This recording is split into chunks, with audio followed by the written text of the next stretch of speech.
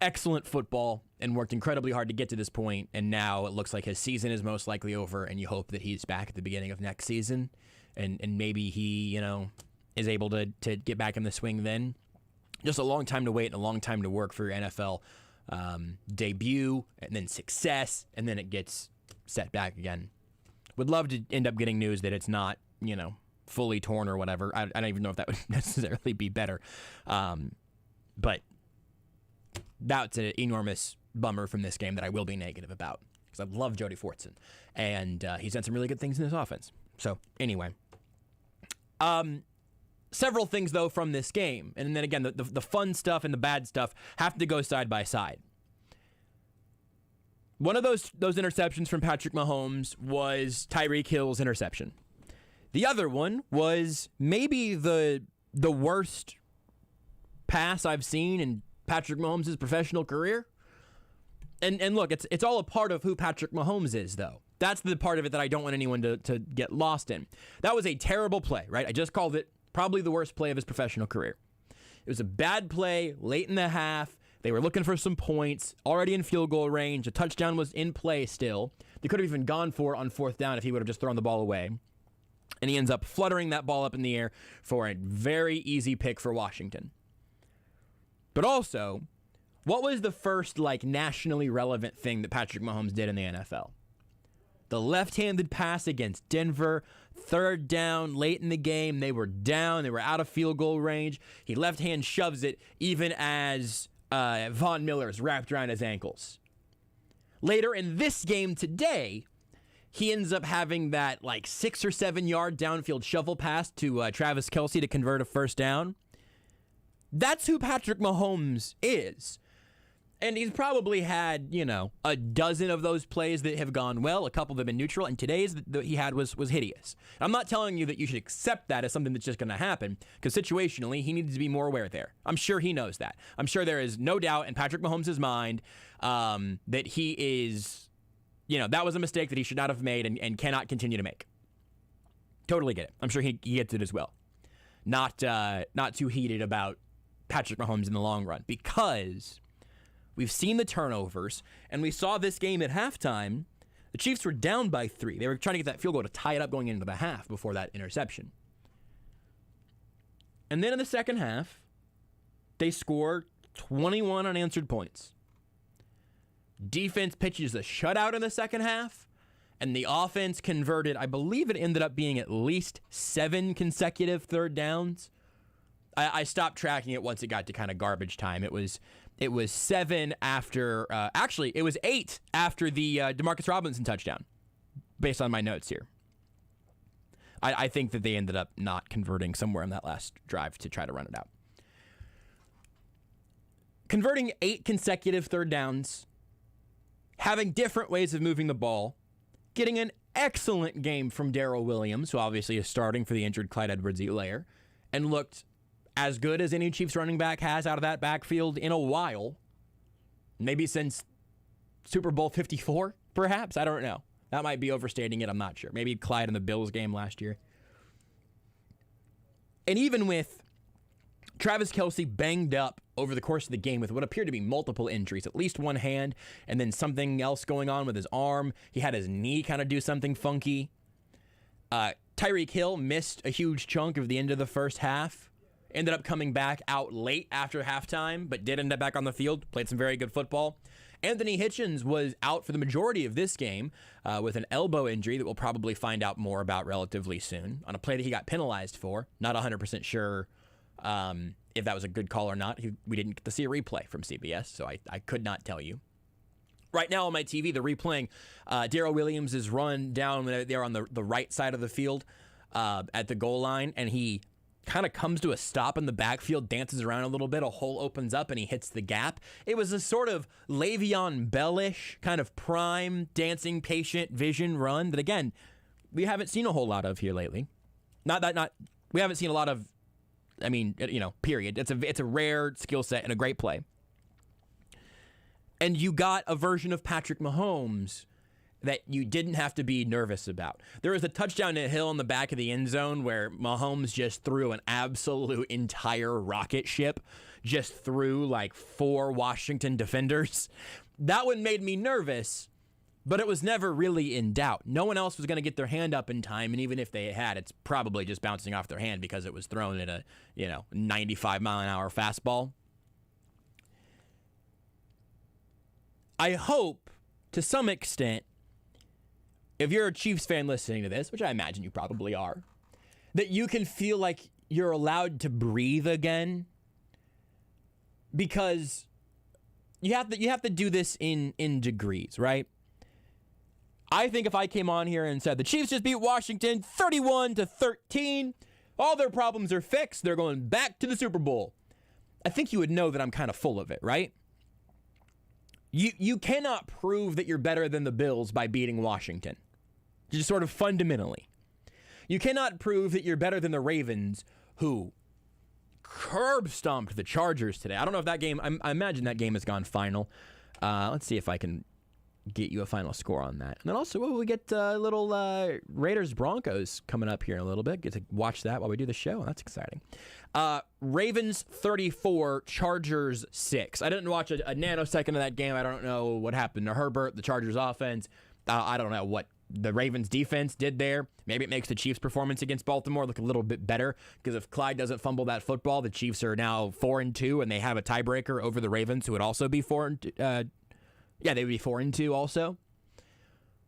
That fumble right now feels like a AFC 1-seed tilter, which is sort of frustrating. But also, that's the point. And I know this is revisionist, and I know that I'm saying that, hey, the NFL games often hinge on 1 or 2 plays. Of course they do. Of course. I'm not breaking any news to you there. But if the Chiefs have one not so ill-timed turnover late against the Ravens, they most likely end up winning that game. And again, we're talking about them being tied with Baltimore right now and having the tiebreaker.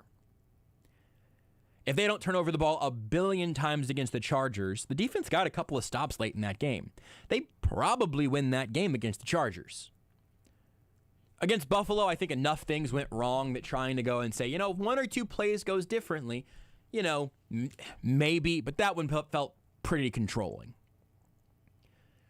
But the Chiefs are probably 2 or 3 plays away from being a 1-loss team instead of a 3-loss team, which is, again, kind of the point. There was a tweet that I saw here that I want to get you the specific numbers on, because it continues to put some of these things in context. This is from Hayden Winks on Twitter 15 minutes ago, so post-game stat here. The Chiefs are averaging an NFL high 3.2 points per drive. No one else is even close, he says, despite having 9 turnovers inside the opponent's 40-yard line. That's crazy. They are the NFL's most prolific scoring offense by a pretty wide margin on a per-drive basis, which is a pretty good way to do it. And they've had 9 turnovers well into opponent territory. That doesn't make sense. Like, that mathematically should not work. But it's what the Chiefs' offense is right now. And so, I'll be out at Chiefs pressers again this week, and I'm going to try to get, maybe try to get some answers on this in particular. Maybe we'll hear somebody ask about it in postgame here today. The Chiefs have said multiple times, we're out here trying, if we can eliminate turnovers, then most of our problems are going to go away. I'm paraphrasing, but that seems to be the general attitude. And I would agree with that. If the Chiefs turn the ball over at just an NFL normal clip instead of turning the ball over at the same rate as the Jaguars, then they would be 5-1 and have 1 loss to the Bills that wouldn't have been as bad looking. But they'd be the 2 seed in the AFC right now behind Buffalo if they turned the ball over like a normal team, much less the Chiefs over the last couple of years. And the thing I'm interested to hear if anyone asks today, or if I can get this answered next week, I am curious what they think they can do to make the turnovers less of a problem. Because you can say, we've got this issue or that issue. I'm much more interested in, if you've identified the problem, okay, what's step 2? What do you do to actually address that? And this is the frustrating part with the turnovers. And I know this is not going to be satisfying to a lot of people, but I've said this now for 3 shows in a row, I think. Sometimes turnovers are not about scheme, not about play call, not about execution even. Sometimes turnovers are about luck. And again, I know that that's not very satisfying because you can't really control your luck. You get the Hardman lost fumble, and that's frustrating, but it happens. The Tyreek Hill interception, he catches that pass, 9 out of 10 times? And then maybe it's 95 out of 100 are either caught or, even if it's a drop, it just flutters away harmlessly. But every once in a while, it pops up and lands in somebody else's hands. The near pick earlier in that drive, Tyreek Hill fell down. Hill had the other one earlier in the year that was on him. Marcus Kemp had one. None of those are Mahomes' fault. And I don't know what you do other than just say catch the football, which they're obviously already trying to do. It's just kind of bad luck. Or maybe it's not enough focus at that moment or something. But man, again, tell me that in the second half, like Tyreek Hill wasn't focused. I don't think that's necessarily a fair criticism. But then, you can look at the Mahomes interception, and that's a play that he should not have let, that ball never should have left his hand, or it shouldn't have left his hand into the field of play. If he could have gotten it past the line of scrimmage out of bounds, maybe that would have been not a grounding call. If he tries to even think that way, but it's third down, so he's trying to make something happen. The play where the ball got batted up in the air and picked off, was that last week? I think that was last week. Who was that against? Or was that against Baltimore? The pass that got batted up in the air and then caught against Mahomes, the interception that he threw. Was that Baltimore? That was last week. That's what I thought it was last week, but I was thinking about Baltimore. Yeah, it was Buffalo. Who was it that made that play? I cannot place who it was until I've completely. Was it Basham? I don't know. It doesn't matter.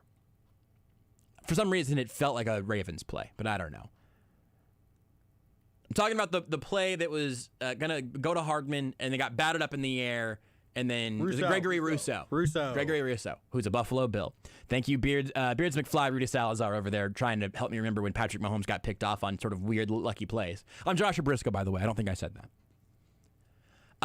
You have these sort of weird plays where some of them are luck and some of them are execution, but if you can just get a little better luck and work on your execution, you're going to be fine, turnover-wise.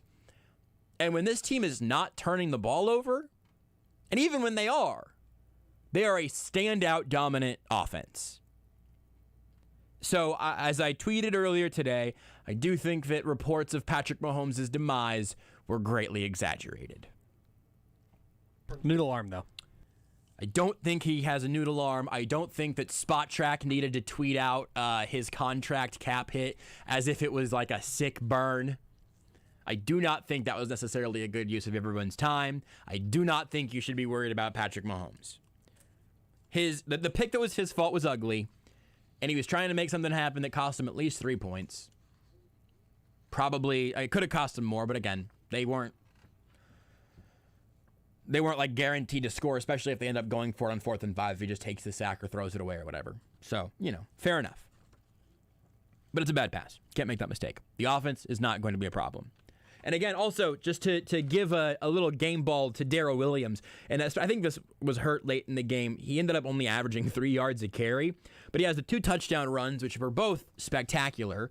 Opened the game, helping get them out, backed up against their own goal line a little bit, then finishes the drive off. Had a nice, let's see, what was it? What were his catching numbers? There was the one early, ended up catching 3 passes for 27 yards. As a pass catcher, he was working well in this offense. I'm not going to spend a whole chunk of the game here, but I will just make this point quickly.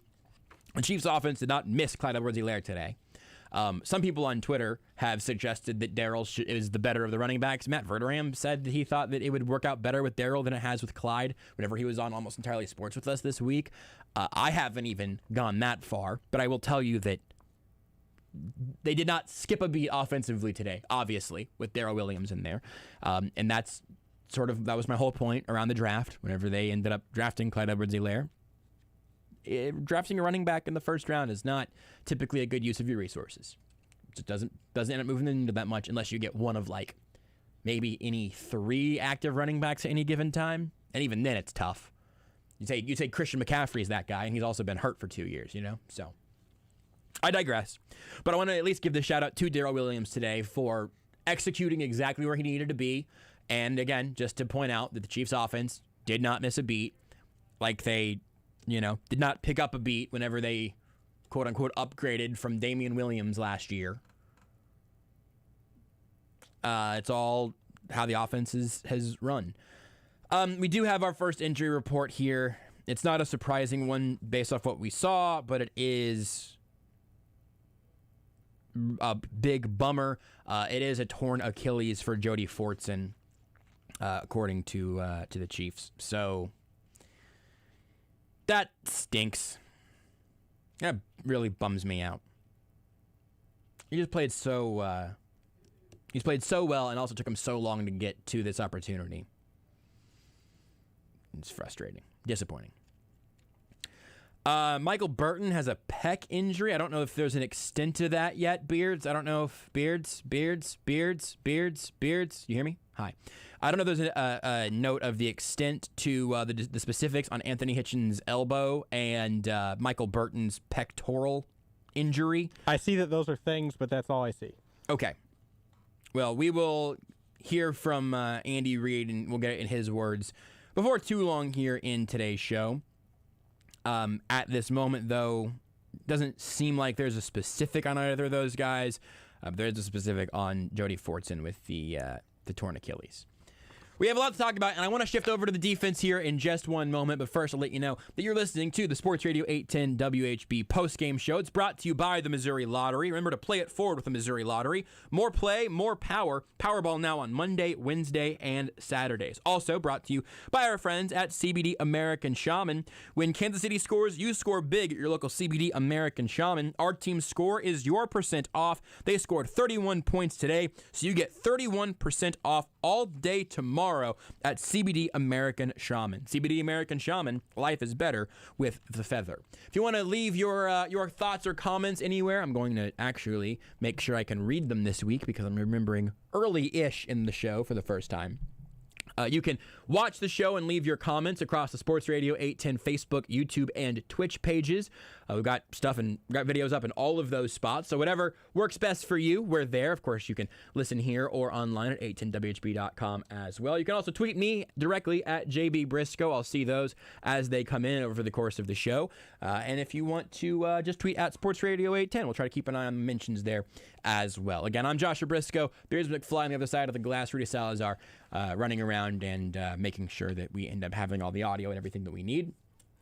Do we know who we're going to hear yet today, Beards? Who is going to come to the podium? We do not. I bet we'll hear from Andy Reid and Patrick Mahomes, and likely several others. I don't know who it'll be. Probably a defender. Maybe we hear from Juan Thornhill. That's one of the big things defensively. We knew coming in. Oh, and also Mike Rimmers got the start at right tackle over Lucas Niang. He dealt with Chase Young quite a bit. I don't think it was a perfect game, but may have performed better than Lucas Niang did. Ultimately, I believe that our very own Seren Petro is the first to the Twitter machine with the sort of expanded report on Niang that there was some sort of minor hamstring injury with him. I'll just say this. Rimmers was starting at the beginning of training camp and then started having some back issues. Niang ended up obviously taking those reps and then never lost the job. So I think that there's a chance. Rimmers played well today on first watch, and again with a pretty hefty assignment across from him. If the Chiefs are happy with how Rimmers played, I would expect him to probably start again next week. I don't know how serious the Niang injury is, but what I'm saying is that I don't think it really matters particularly. Because if you end up out of the lineup, but the guy that steps in keeps the train moving, the Chiefs are typically, I think, more likely to leave that guy in. I, for a number of reasons, would not necessarily expect that to be true whenever Clyde gets back, but Daryl Williams is going to have time to prove that he needs a larger role, and maybe he ends up fully holding that starting job. I'm not sure. I do think there's a pretty good chance that we see Rimmers start at right tackle again. And, it's not a great look for the start of Lucas Niang's development in this organization. But if he ends up being the swing tackle this year instead of Rimmers, he's honestly probably a better fit at left tackle if Orlando Brown Jr. were to miss any time for any reason than Rimmers would have been. And, Rimmers is on a 1-year deal. Niang is in the first year of his rookie contract. Orlando Brown is at the end of his deal right now. Obviously, the Chiefs are going to have to make a call on him later coming up in this next offseason. So a lot of figuring things out that the Chiefs will have to do at the tackle position going forward anyway. And we'll see where that ends up going. I'm not sure that it's, great or over one way or another. Something to keep an eye on. Wouldn't be surprised, though, if Rimmers ends up starting going forward. Because, again, I think the Chiefs are probably going to be happy with his performance today. I think that's fine. They've got 2 rookies on this line, and you'd like to see Niang eventually get that job. If he can improve while being behind Rimmers and behind Brown, that's fine with me. Opening the game on the outside, L'Jarius Sneed and Rashad Fenton were the outside corners. I did not see Fenton not on the field very often, so I don't have the snap counts right now, and I certainly wasn't able to tally them as we went or anything. But Fenton and Juan Thornhill both got the starts. Fenton kind of mostly getting it over Mike Hughes, and then obviously Juan Thornhill starting over Daniel Sorensen. Both of them, I think, again, by first watch, had pretty good games. Fenton's been good all year. Thornhill, you can probably nitpick and say, hey, this wasn't perfect, this wasn't perfect. I'm sure that the Chiefs will do that in meetings this week. But at no point did Ricky Seals-Jones rumble downfield with nobody covering him. He did, but it wasn't Thornhill in coverage. That looked like it was probably a Ben Neiman issue. And look, maybe Thornhill went the wrong way as the deep safety. He was on the field for that play. He went to go help on the other side, though, because that was a receiver running deep downfield. Seems reasonable enough to me, but, decent chance that I'm wrong on that. Decent chance that there's something that, I would see differently whenever we get to see a different angle of the play or whatever. But I thought that Fenton and Thornhill both have every right to claim a pretty strong game. Mike Dana had the forced fumble. That was nice. Even though as the Chiefs continued to turn the ball over, they were able to at least pick up one on their own there. Tershawn Wharton gets the pick to the end at the end to seal it. That was fun. Catching it basically off of the lineman's helmet. Like if David Tyree decided that his catch wasn't hard enough, he needed a prop, basically. That's fun. Ultimately, again, I don't know how you can be terribly bummed about anything in particular from this game. Again, the turnovers are obviously still an issue. I just think that we're going to probably see that even out as the year goes along. I don't know what to say about how, again, Tyreek Hill's got to catch that pass. Yeah, obviously. We all know that. He knows that, and it's a bad drop that turns into a pick. Mahomes shouldn't have made the pass that got picked off. That was totally his fault. We all know that. Even with the turnovers, they've been exceptional, which is funny. Randy Jazzarelli just had this tweet, which I think is a pretty good takeaway if you're going to boil it down to an individual tweet. Said, I think the moral of today's game is that the Chiefs can get away with a lot more mistakes when they're not playing one of the 5 best teams in the AFC every week. I think that is a fair takeaway. Because I would argue that the Chiefs belong in that top 5, and they played 4 of those teams to start the season, I believe. Unless you want to give the nod to a team that I'm not really thinking of. And next week, they get the Titans. Presumably, A.J. Brown and Julio Jones will both be back. Derrick Henry is one of those running backs that can be a horse, even though he will not beat you single-handedly. It'll be the passing game if they are able to keep up with the Chiefs. The margin for error is larger against worse teams. That was true against Philly. It's true against Washington today.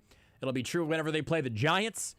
There's again a lot of moving parts there to consider, but ultimately, again, if they can take these victories over lesser teams and then have less of a turnover problem by the time that more of those big-time matchups come around, or God forbid we're talking about playoff matchups, they're going to look a lot more like the team you recognize from last year. They also were doing that defensively today without Chris Jones and without Charvarius Ward, continuing to make things even more challenging from a defensive perspective. But also, the change that we all wanted to see being Thornhill coming in for Sorensen. And also, I really do think that Fenton over Hughes is a good play in base packages. And then Fenton and Sneed can both slide into the slot. They have lots of flexibility defensively. those are both guys that can move all over the place and can be really good in whatever package you put them out there in. If Charvarius Ward is back next week, I'm guessing he probably starts, and then maybe Fenton is your first guy off the bench. Maybe he goes outside and kicks Snead into the slot, or maybe you leave Snead outside and you can bring Fenton in and he's just your slot corner for the day with Snead and Ward on the outside. Or you can do a mixture of the two. All of that, totally fine by me. But I think that one other thing that you can sort of take away from the game today, I told you last week, I don't think this is predominantly a scheme issue. There have just not been that many players making exceptional plays defensively. Frank Clark was around the quarterback a little bit today. Nothing super impactful. I think Jaron Reed might have had maybe his first quarterback hit of the year. It might have just been another pressure. But it's not like the Chiefs weren't attempting to slow these teams down over the course of the first 5 weeks before today. But Sorensen was obviously a problem, being asked to play that single high free safety look. I think you got to see Matthew move around a little more because he didn't have to help cover up Sorensen's mistakes in the defensive backfield. And ultimately, you got a little more from Willie Gay. Anthony Hitchens isn't getting hurt, obviously, which is not ideal. He hasn't been great either, though. And they didn't give up a point without him, which is ideal, I guess. Should probably put that into context. But overall, it's a really strong performance from both sides of the ball in the second half after a first half that made you, a little worried. I also think that pretty clearly the truer version of this Chiefs team is the version of the team we saw in the second half, not the team we saw in the first half. Now you could say, well, why would you think that, Josh? Look at 2021 and tell me why you think that. And the answer is not in 2021. I think the 2021 Chiefs are more what you saw in the first half than you see in the second. But the Andy Reid, Patrick Mahomes, Travis Kelce, Tyreek Hill, Tyrann Mathieu, Chris Jones Chiefs have been the team that we saw in the second half today. The turnovers are insane. The turnovers are ridiculous. But I don't know how you fix that, and you don't fix that with another personnel change, because Tyreek Hill and Patrick Mahomes were the two guiltiest parties today. And then Hardman had his fumble, but also had a really nice day around that.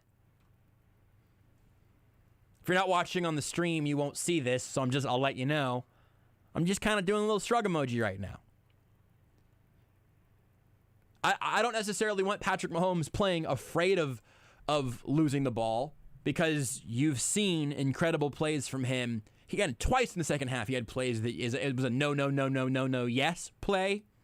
The shovel downfield a little bit to Travis Kelce, and then the play where he ran backwards and did the pirouette thing and then ran up and then found, I think it was Byron Pringle downfield on that play. Those are the things that take Patrick Mahomes from being really difficult to deal with to being an absolute spirit stomper for a defense. Because there's just nothing. You can play it perfectly, and it just doesn't really matter.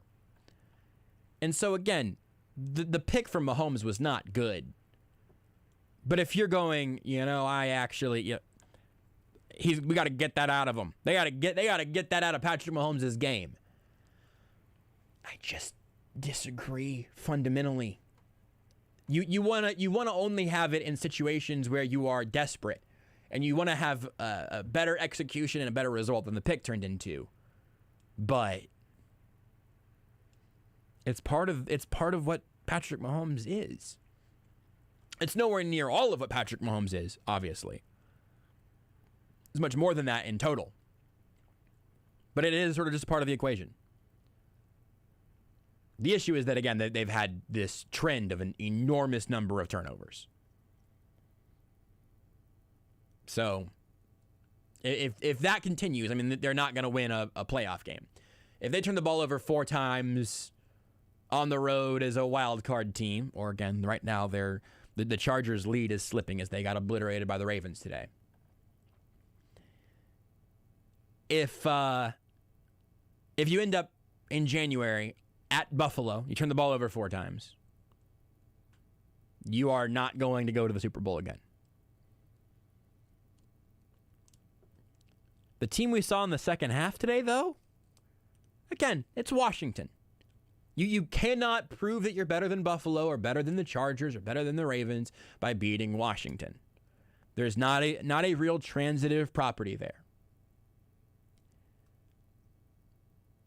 But you can get yourself back on the right track. We were talking around halftime here about just like, what if the Chiefs lose this game, become 2-4 with a loss to Washington, with a loss to a team without a team name. Although I have started to really enjoy Washington football team. It's great for comedic purposes. Are Yeah. you kidding me? I'm not sure that I would I don't love even call them Washington football team. I just say football team. the football No, team. just football or just team. football team? Yeah. That's fine. I have grown to appreciate WFT, which is the best part. The abbreviation is actually the best part. But we talked about this at halftime of like, what if they lose? What if they barely win? We talked about this before the game as well of like, what can you gain in a game like this? And what you can do is get back on track, get a little get right game, and prove to everybody that you're still the Kansas City bleeping Chiefs for at least a half. If somebody says the Bills are still the favorite or whatever, who's coming up? Beard said Barrel is coming up here in a sec. Is he up here now? Let's go to Daryl Williams. Would have been good to have a first name, last name, Beard. Here's the Chiefs running back. But, the line did a great job for me. Receiver did a great job blocking downfield. And we got the dub. That's all that matters. Derek, how would you explain or describe Patrick's demeanor in the huddle, particularly in the second half, given how you guys sputtered in the first? All us was, we was amped up, and we were just ready to go play. We know we left some stuff out in the first half, and we know we had to pick that up and move forward and learn from it. And we did, came in the second half. Daryl, just to clarify, you said Tyreek was amped up? No, I said the whole team, the whole offense. I mean, yeah. Was there anything at halftime that would have foretold what happened in the second half? Was it different than normal halftime? No, it wasn't no difference. We know we were just beating ourselves, like we've been doing these past games and, just making mental mistakes. And, like I said, we just had to learn from that and stop beating ourselves. Daryl, if you can quit with the turnovers, what do you think the ceiling is for the Chiefs offensively? No, we just don't turn the ball over.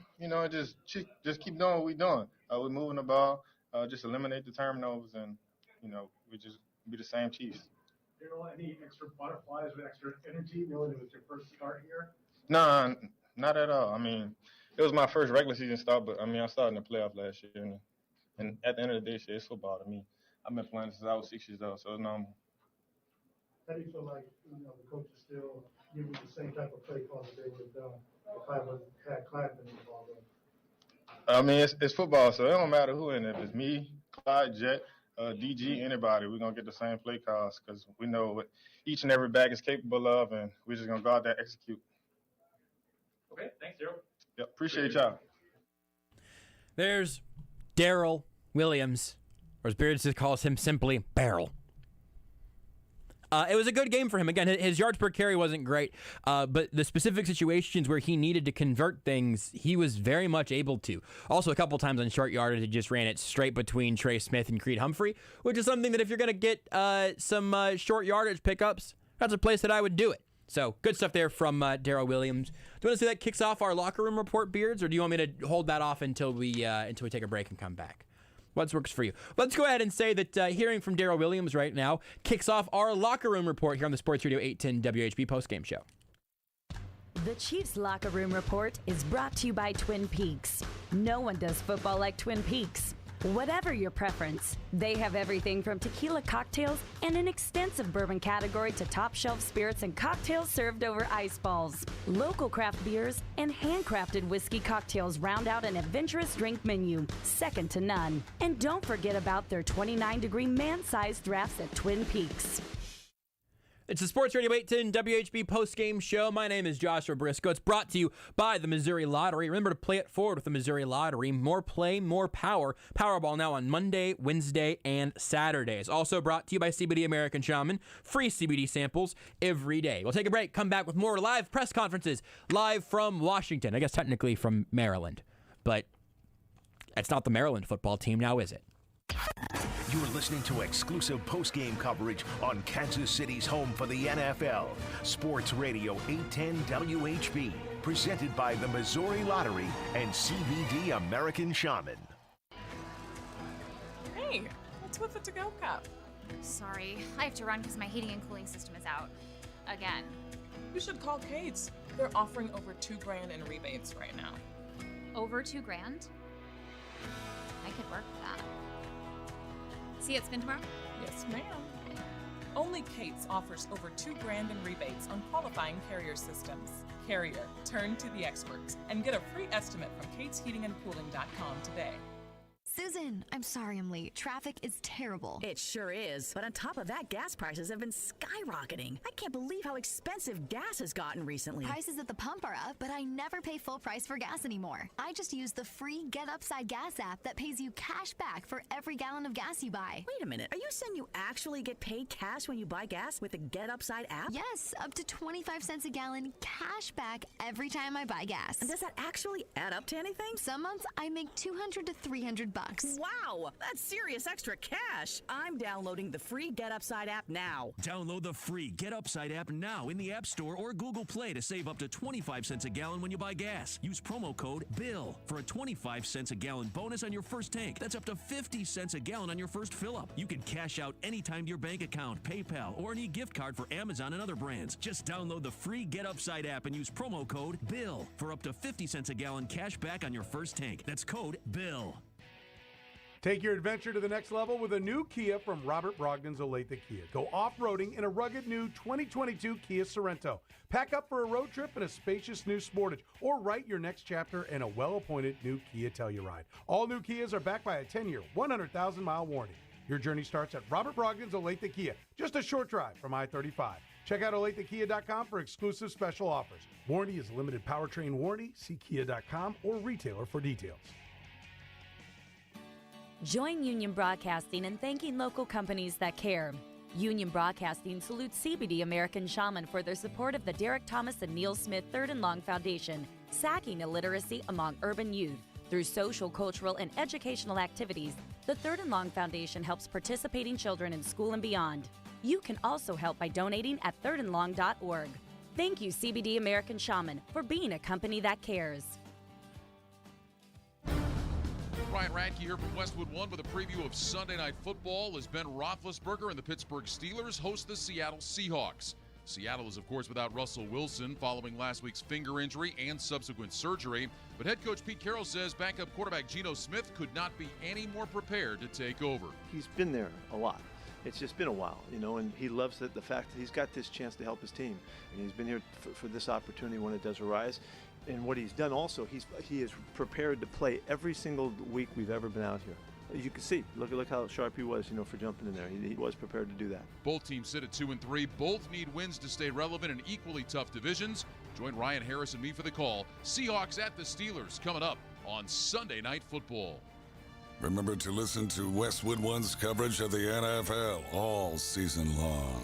Right here on Sports Radio 810 WHB. Let me tell you about my other favorite Andy, Andy from Andy's Frozen Custard. He's from KC, never misses a game, and serves the world's finest frozen custard. Grab a Pick 6 from one of 9 area locations and tailgate at Andy's. Grab one today.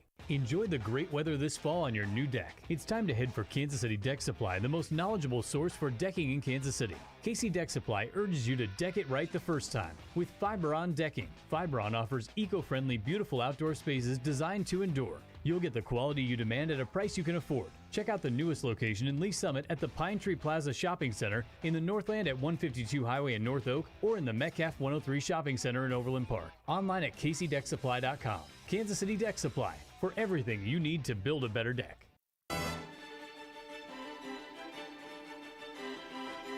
Mahomes floats it up. Oh, what a grab! Jody Fortson takes the imaginary ladder. It was an incredible play from Jody Fortson, and it's going to be our sweet play of the game, brought to you by Andy's Frozen Custard. It's pie season at Andy's. Be sure to try their famous pumpkin pie concrete or apple pie sundae this fall. A perfect post-game stop or anytime stop. Andy's Frozen Custard. It was a great play. Usually that plays a touchdown, though, but I wanted to make that one a Jody Fortson, the excellent Jody Fortson play from today, as he is almost certainly out for the year. A torn Achilles is a season ender, I think pretty much all the time, and just sort of hope that by about this time next year, maybe by training camp next year, he is back on 2 feet, literally and figuratively. Disappointing loss, who played so well in this game, played so well since making the active roster this year. Disappointing to see that come to an end today, but again, a really strong effort that hopefully earns him an almost unquestioned roster spot next year, as long as he can return physically. We'll see about all of that. Beards, do I have time to take these couple of calls, you think, or do you want me to stay in a holding pattern so we don't miss the start of a press conference? Let's start off with Butch. We'll get Butch in here, and then we will, well, Rudy is jogging into the room. All right, never mind. Butch, sorry about the false alarm. Hold tight, because I think we're about to hear from Tyrann Mathieu. He was very frustrated in the first half, and then in the second half, the defense played a lot better, although he did miss on that sack of Taylor Heineke. I wonder if someone will ask about it, but I don't know. We'll just find out. Let's hear from the Honey Badger, Tyrann Mathieu, live from Washington. Defense to step up, just make plays. I thought we did that for the most part. Obviously, I want to say it was maybe the last series of the second half. Maybe. Thought we kind of, obviously at 3rd and long, can't have those kind of plays. But other than that, I thought we played pretty decent. Tyrann, you were pretty upset on the sideline. Is that just your competitiveness that was just showing on the field? Yeah, I mean, obviously it's high expectations. I feel like, obviously we could be a championship defense. We've been to the championship the last 2 years, and I think it's after a while you have to play a certain way. Obviously, anytime it's 3rd and long, you got to get out the football field. Specifically, Tyrann, what were you upset about? Was it play call? Was it effort? Was it guys not being? Well, it was 3rd and long. It was 3rd and long. I think it doesn't matter what play the coach calls. I think as players you have to execute, and obviously you have to have formation recognition. You just have to be sense of urgency. I felt like that was a play that the whole defense took off. If that makes sense. But obviously, coach is going to call a game, and as players, we have to make it right. I mean, you guys had the personnel changes, obviously, but it looked like you were blitzing a little bit more, like more concerted effort to get pressure. Is that true, and is that something you think you guys would have done regardless of the personnel changes? Yeah, well, I think our defense is really built to be aggressive. Obviously, we could play 2 shell, and we could play different variations of cover 2. I think that's what we're best at as far as our secondary goes. But I think anytime you can, get 6, 7-man pressures, you can really set your defensive line up to really be hungry, have fun. It's just on the outside, obviously we got to make plays and cover. I thought Fenton did a great job today, really stepping up. Thought Wine played well. So it's one of those games you want to keep building off. And then are you able to, and nothing, I'm not saying anything bad about the guy who didn't start today, but are you able to play differently or concentrate on different things with Vaughn as opposed to Daniels? Well, I think our scheme is our scheme. So I don't necessarily think, if it's Dan or Juan, I think our defense is built for 11 guys to be on the same page. And I think when we do that, like I said, I think we can play championship defense. Well, even how the season's gone so far, how much did you feel like you guys needed a sense of winning and winning with obviously execution at a high level on both sides of the ball? It's something that really hasn't happened until today. Yeah, I think, what is it, week 6? After a while, you have to have a sense of urgency. It's not about anything outside of, our locker room. So as long as we could kind of play with that attitude, play with that energy, we could kind of handle the lows and the highs of a game, the sudden changes. As long as you have that attitude, that spirit, doesn't really matter, what situation, you in, defensively or offensively. You mentioned that this could be a championship defense, and obviously with your sideline emotional outburst. How do you think your teammates responded to you, and do you think they played a championship caliber the rest of the game? I mean, they love it when I go crazy. I don't know why, but they love it. My coaches like it. But I mean, obviously, as a player, you try to grow in this league, and you try to continue to get better and keep a big picture perspective. But obviously, I felt like we put in a lot of good work this week, and I thought the goal was to hold those guys to 10 points or under. So I think anytime you don't reach your goals. This is, the first year when you all came in, new coordinator, new players, everybody trying to get this scheme locked down. But you're 3 years in. You talked about championship defense. Outside of this game, you all towards the bottom of the league in total defense. Why is this defense not as good as it should be? Well, I think mostly it's execution. I think that really falls on the players. We're pretty much running the same things we've ran, the last couple of years. And, it's all about execution. I think defensively you have to stay hungry. You can't expect anybody to give you anything or put you in a great situation. And I thought we took the field today with that attitude, not necessarily worrying about what the offense did, what the media was saying. We really just took the field like, all 11, 12 of us, 13 of us that play, we're going to stick together, no matter what. Tyron, two young guys, Warden and Dana, they had the turnovers today. Just what about their tenacity has sort of helped them get better this season, and how much do you guys need that sort of energy from younger, less experienced players moving forward? Definitely, man. I think anytime the players that's second or third on the depth chart, when those guys can play fast and play hard, I think it sparks the starters. Sometimes, just speaking of those two guys, probably two of the most professional young guys I've ever been around. Come to work every day, handle their business. So it's good to see young guys like that, have succeed, because it could carry them a long way, throughout their career. Tyron, one of you guys goes as a defense, was to get off the field on third down. You guys were able to hold Washington to 7-14. Talk about you guys getting off the field on third down. I really thought it should have been 5 for 14. Obviously, they had a couple third and shorts that's in this league is easily manageable. When it's 3rd and 2, 3rd and 3. But anytime it gets 3rd and 5 or more, I think it falls on the secondary to handle it. I thought it was probably two of those instances where we could have been off the field a little bit earlier, and it probably would have saved us some points. Frank Clark got he was real good today with pressure. This is I think probably his 3rd game coming as the season plan. How's he been looking for you, especially today? Yeah, he's heating up, man. Frank has dealt with a lot of different emotions, and to see him still into it, to see him still buying in, to the coaching and everything that's going on, you could tell that he's more focused than ever. And I think, he's somebody that we're going to need, going forward. So I thought he played well today. Probably not as well as he wanted to, but if he could keep stacking them, obviously stay healthy, he's going to be a big reason why we can get back to, the kind of defense, I think we could be. Okay, thanks, Tyron. Appreciate it. Thank you. There's Tyron Matthew live here on Sports Radio 810 WHB Kansas City. Our post-game show brought to you by Missouri Lottery and CBD American Shaman. Some interesting stuff there from Tyron. I think that they were clearly able to do some things differently, and he was clearly in better shape as a teammate, going up again with Juan Thornhill behind him as opposed to Daniel Sorensen or beside him, depending on how they were set up. And, lots of good things to say about a lot of the young guys that did step up today, specifically Tershawn Wharton and Mike Dana. Both of them end up creating turnovers, which this defense has not been very good at, not particularly good, while the offense has been giving the ball away a whole lot. If everybody loves it whenever he's like a maniac on the sideline or whatever, and I believe that, I think fine. Then if nobody is, I don't know, particularly left on an island with all of that, then that's fine.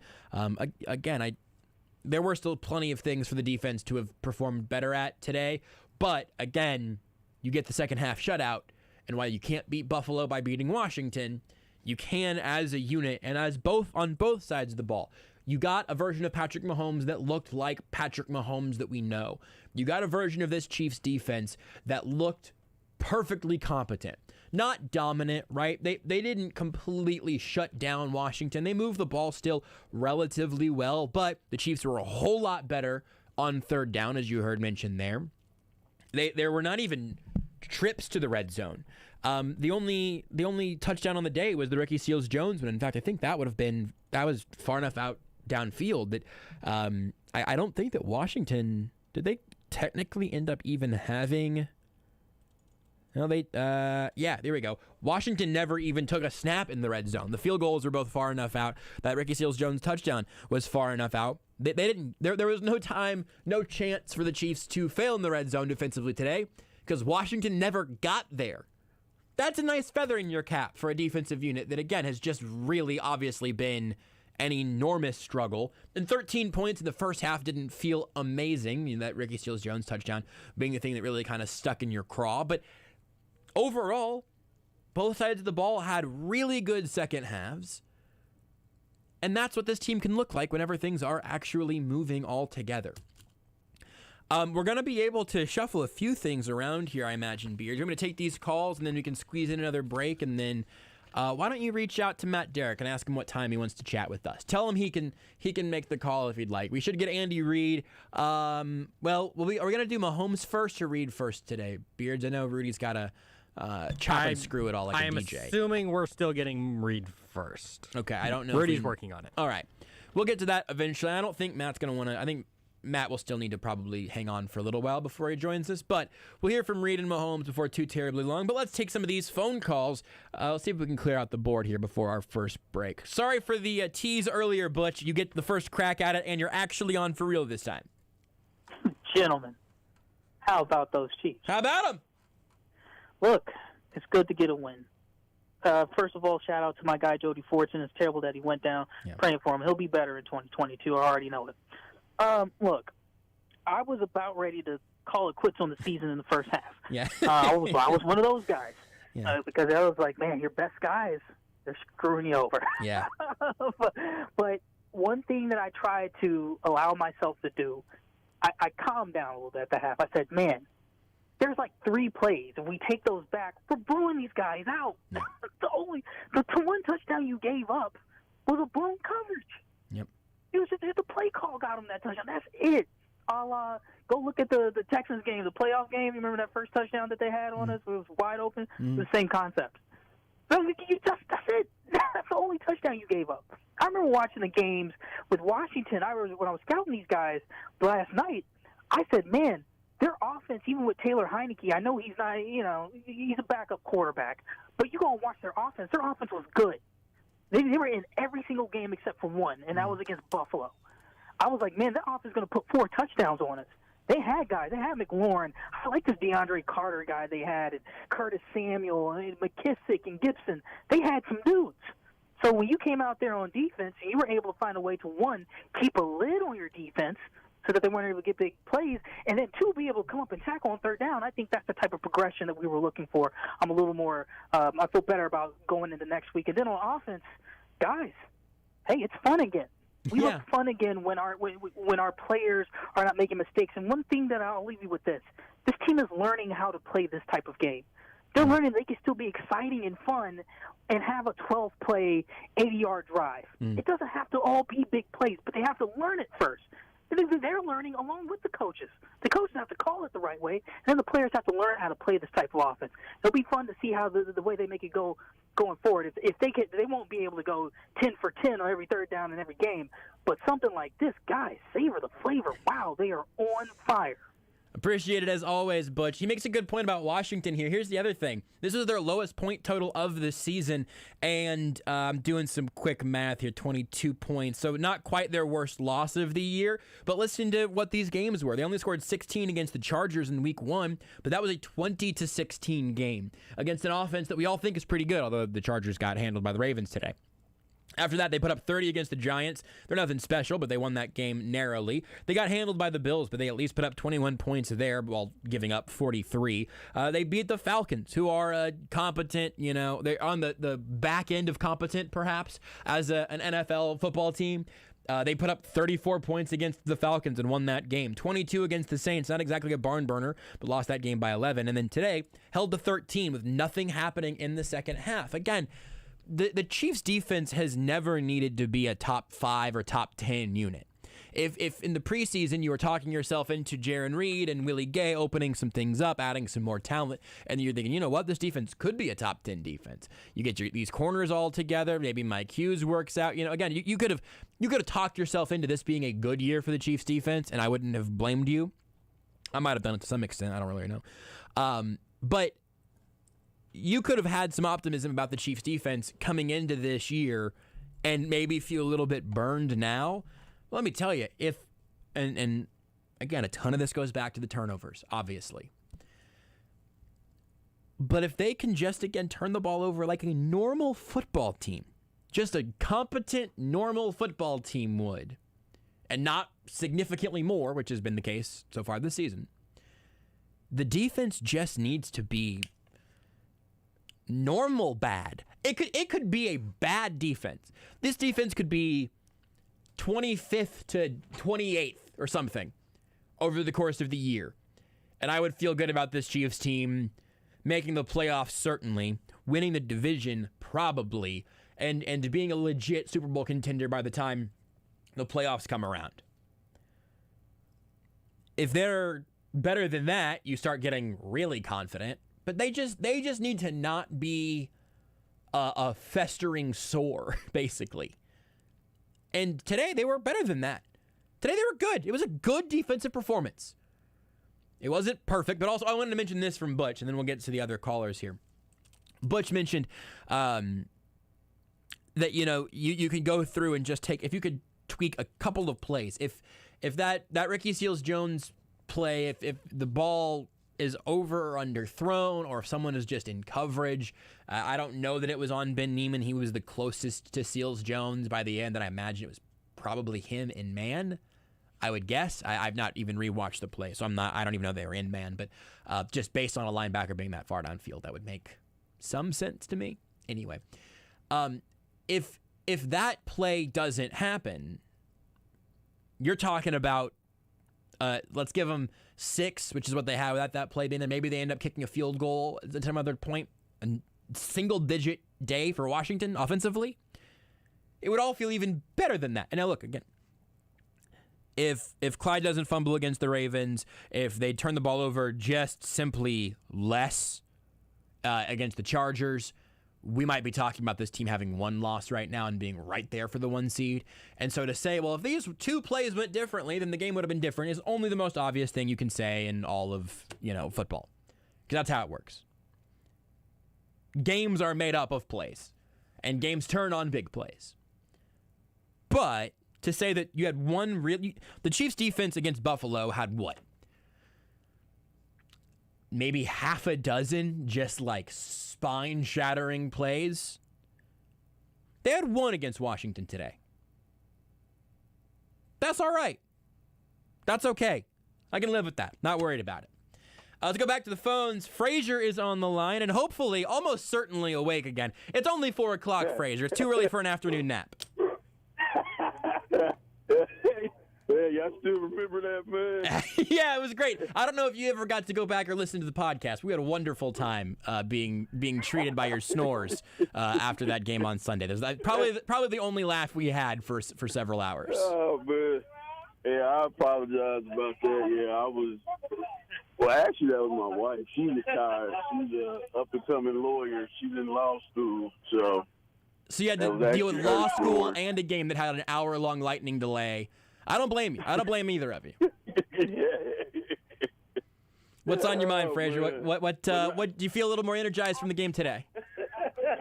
I mean, I did. I feel like this game was a minute confidence builder. The only reason why I say minute is because Washington, no disrespect to them, I mean, they're not the best team. So now if we would have beat the Chargers or Baltimore or something like that, then yeah, I would feel a lot better. But this was, I still got confidence in the offense. It's just that they have to attack the small game, like the 7 to 10 yard pass, versus focusing on trying to go for that long bomb and score within 30 seconds. Because even a commentator said that, that's the adjustment they have to make, is just focus on that small pass game.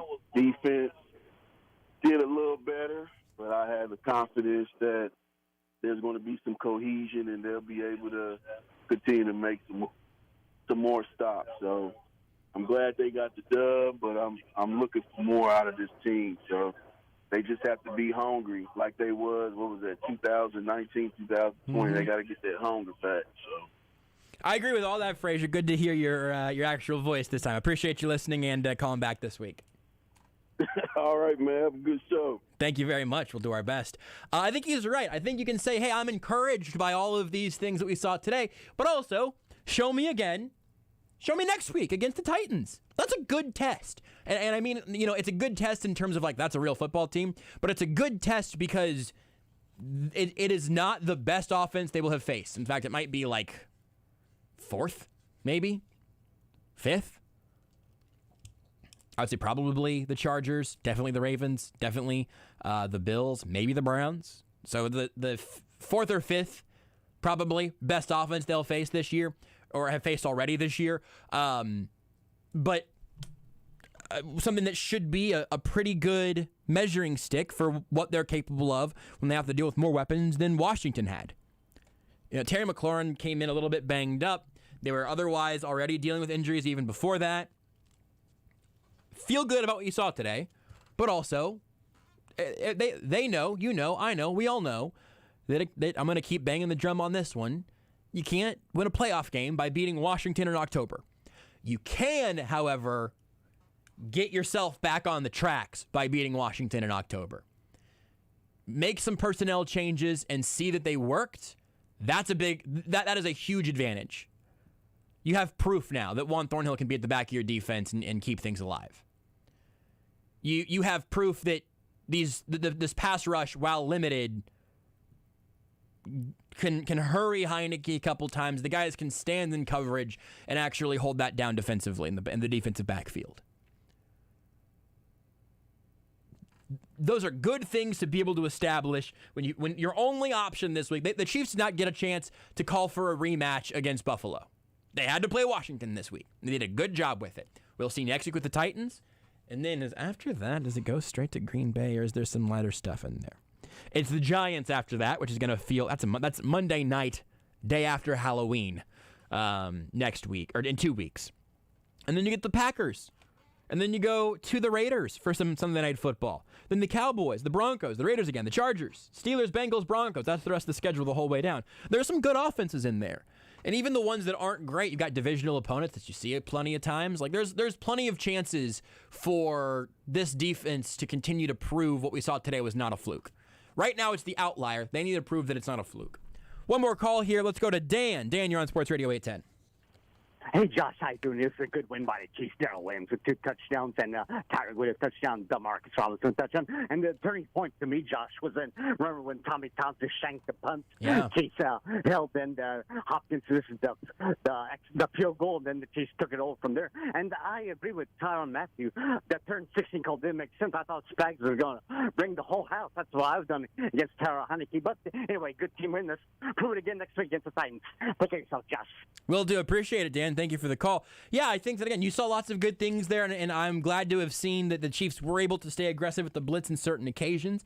And if you're going to have Dan Sorensen on the field, he can be out there in sub-packages and doing sub-package things. Just wanted him to end up in a different spot than he was a lot of the times of the season to this point. You can dial up blitzes with him.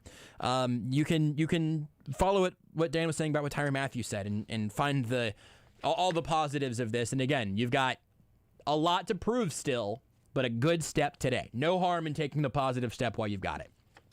We'll take a break here on the Sports Radio 810 WHB Postgame Show. Whenever we come back, are we going to Andy Reid then Patrick Mahomes or vice versa, Beards? We're going Reid first. So maybe Andy Reid whenever we come back. I saw you talking to Rudy. Just give me a brief update here. What are we feeling? What can I tease? You need to share the Google Doc with him. I can do that. And then we'll have Andy Reid and Patrick Mahomes coming up soon. We heard back from Matt Derrick. We have an idea of what he wants to do. I have texted Matt Derrick, and I have not heard back from him yet. Reverend. All right, we'll take a break here on the Sports Radio 810 WHB Postgame Show. We'll hear from Andy Reid whenever we come back, assuming that I can actually share the Google Doc with Rudy in the commercial break. The show is brought to you by the Missouri Lottery. The Missouri Lottery and Hy-Vee want to send you and a guest to Denver to watch the Chiefs take on the Broncos. Purchase a $2 Missouri Lottery Powerball ticket at participating Hy-Vee grocery and gas locations to get your chance to win. Also brought to you by CBD American Shaman. Free CBD samples every day. You're listening to exclusive post-game coverage on Kansas City's home for the NFL. Sports Radio 810 WHB. Remember to play it forward with the Missouri Lottery. More play, more power Powerball. Now on Monday, Wednesday, and Saturdays. Hi there, Gary Giles with Giles' Jewelry. Everybody knows Giles' Jewelry is the place to buy an engagement ring. Thousands of diamond rings, quality second to nobody. Come on into Joslin, 95th and Antioch, right in front of the big Hy-Vee. Joslin's Jewelry, we're the jewelers you'll recommend to your friends and family. Joslin's Jewelry, for the best that's yet to come. More play and more power with Powerball with Double Play. For an extra $1, players have the chance to win up to $10 million in a separate drawing. Plus, players have 3 nights a week to play Powerball. Now Monday nights. Every ticket you play creates opportunities for Missouri students. So play it forward with the Missouri Lottery. Play responsibly.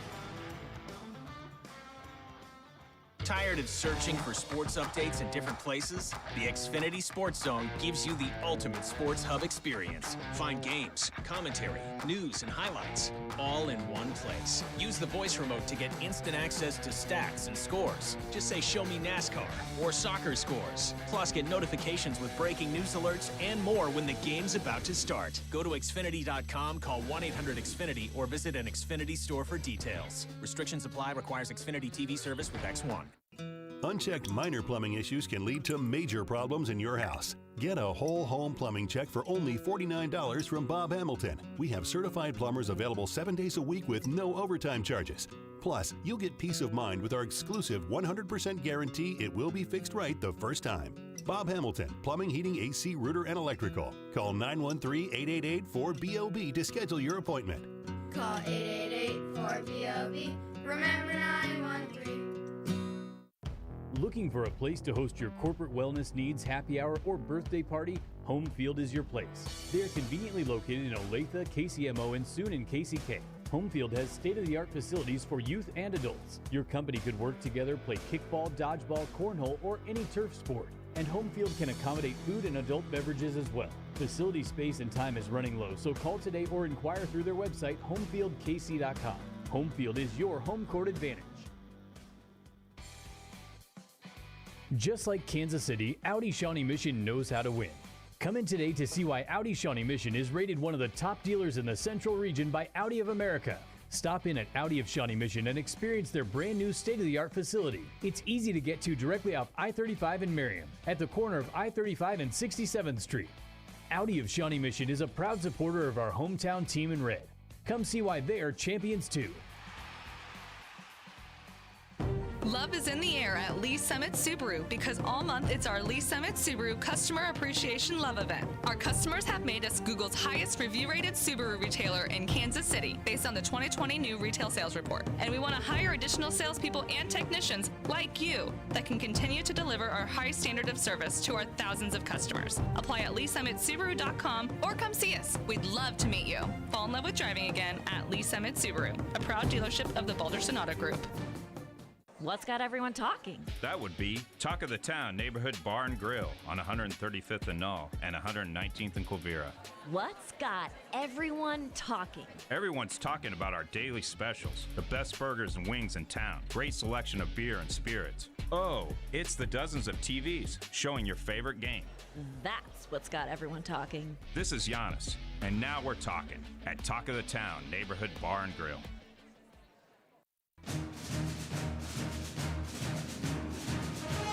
Second and goal. Take it. Mahomes. A rope to Tyreek Hill. Touchdown, Kansas City. So the sweat penalty helped keep the drive alive. And Kansas City cashes in with a short touchdown. 10 plays, 68 yards. Mahomes cracks 300 on the day. And his first TD pass of the afternoon. That play made me a little worried as it was happening because it seemed like a dangerous throw, but also Patrick Mahomes threw it at about 400 miles an hour. So there's no question in my mind that is the Mahomes magic moment of the game, brought to you by BOK Financial. Whatever you want your company to be, there's BOK Financial. Be ready with BOK Financial, member FDIC. Let's move over to hear from Andy Reid, the Chiefs head coach. But first, we have to play the liner, right, Beards? I saw you drift into the other computer. I'm like Patrick Mahomes over here, man. My eyes, I'm reading my tight end right now, and you're the tight end, Beards. Always that. At one point, your nickname was actually Tight End McFly, and then we thought we needed to change it to something, less specific. Is all the Andy Reid stuff done? I don't know. Listen, you told me to give Rudy the Google Doc. I got the Google Doc. I got a bunch of things about Andy Reid here in the Google Doc. That is true. Okay. And I was gonna throw it to you to hit the button, and then we can go over to Andy Reid. We'll tell you what. I'll hit the button here, and then by the time I hit the button, I'll have all the Reid stuff done. How's that work? That sounds great. Andy Reid is presented by Robert Brogdon Buick GMC and Robert Brogdon Olathe Kia. Visit BrogdonAutomotive.com. And by Andy's Frozen Custard. Let me tell you about my other favorite Andy. Andy from Andy's Frozen Custard. He's from KC, never misses a game, and serves the world's finest frozen custard. Grab a pick 6 from one of 9 area locations and tailgate at Andy's. Grab one today. Let's go to the head coach of the Kansas City Chiefs. We'll start off with his opening statement. Also, you'll hear the injury report here that Jody Fortson did tear his Achilles, almost certainly ending his season, unfortunately, early. He had been excellent this year in his first action, despite this being his third year with the Chiefs. Finally made the active roster, was making some great plays. Unfortunately, again, looks like his season is over, and hopefully he's able to make a push back to the active roster again next year. Certainly put enough on tape for me to buy in once again next season. But here's Andy Reid, his full opening statement, his opening thoughts on today's game. All right. As far as the injuries go, Jody Fortson tore his Achilles tendon, and a hitch. You got an elbow. They're going to MRI it tomorrow, and we'll see. And then Mike Burton's left pec. So we got to do the same thing, MRI on that. All in all, kind of a game of two tails here. So I thought the first half, defensively, we were playing good, solid defense. Offensively, the turnovers. Those things, they get you here. We got to get out of this cycle and get ourselves going. I felt like the second half we did a good job of that. But listen, defensively, Mike Dannett with the fumble, causing the fumble, and then L'Jarius picking the thing up and digging it out, and then Turk Wharton with the interception. You don't see that very often, but what a move that was. That was tremendous. And then listen, the second half. I mean, Pat ends up 400, close to 400 yards, and and Kels 100, and Tyreek 100, and then Daryl Williams, just throw him in there. But that second half, the guys picked it up and really put themselves to it with a strong mindset. I was proud of them for that. So a lot there that I think is pretty obviously good to agree with, easy to agree with. Tale of two halves seems pretty accurate. I don't think that the first half was anywhere near the worst football the Chiefs have played this year, but it was imperfect, and you have the turnover issues popping up once again. That's pretty clear. Beyond that, though, in the second half, again, I mean, I've said this several times already during the show today, but I think that's the version of the Chiefs that we've seen for the last couple of years in a way that, last 3 years, really, in one form or another. And really, I would say the last two, when the defense was not the issue that it was back in 2018. They just look like a really good football team on both sides of the ball in the second half. If all you would watch of the Chiefs this year was their most recent half of football, you would think that they were there for the 1 seed and the probably the absolute favorite in the AFC.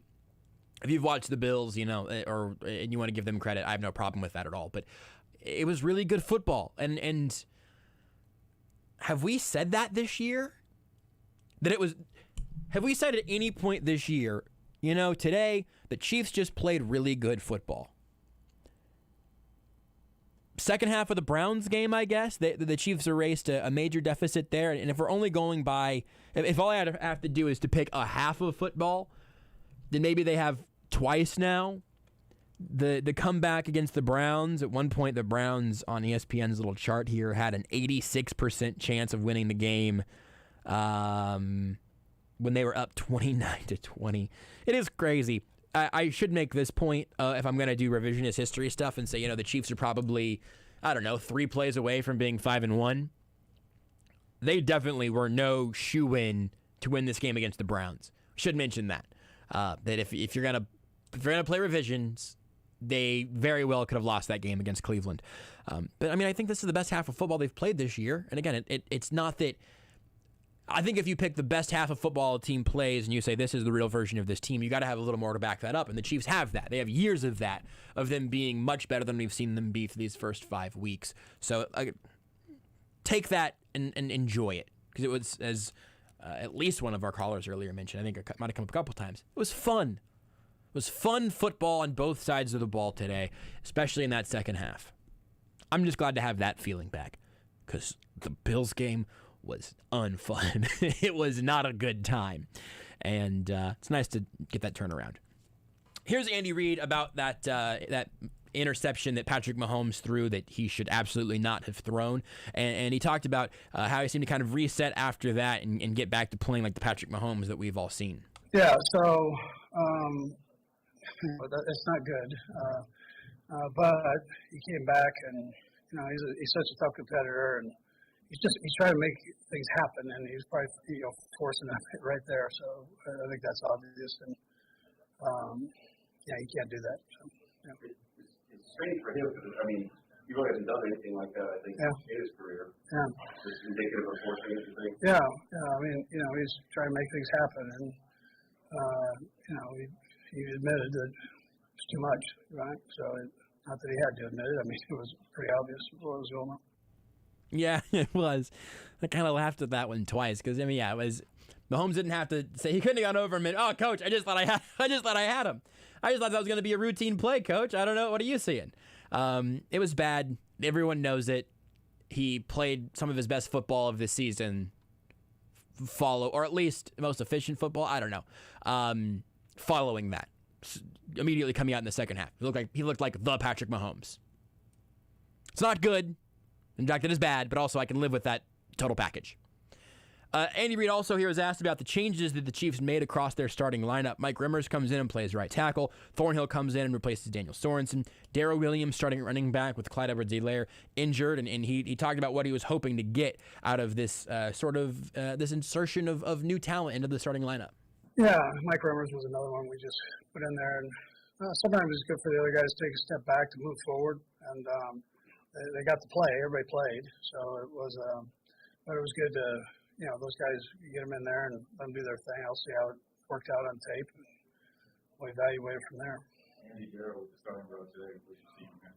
Yeah, I'm proud of him because he's been kind of that utility guy that comes in, and although he's had some good games for us over the years, so but it was nice to have him have that spot and go get it like he did.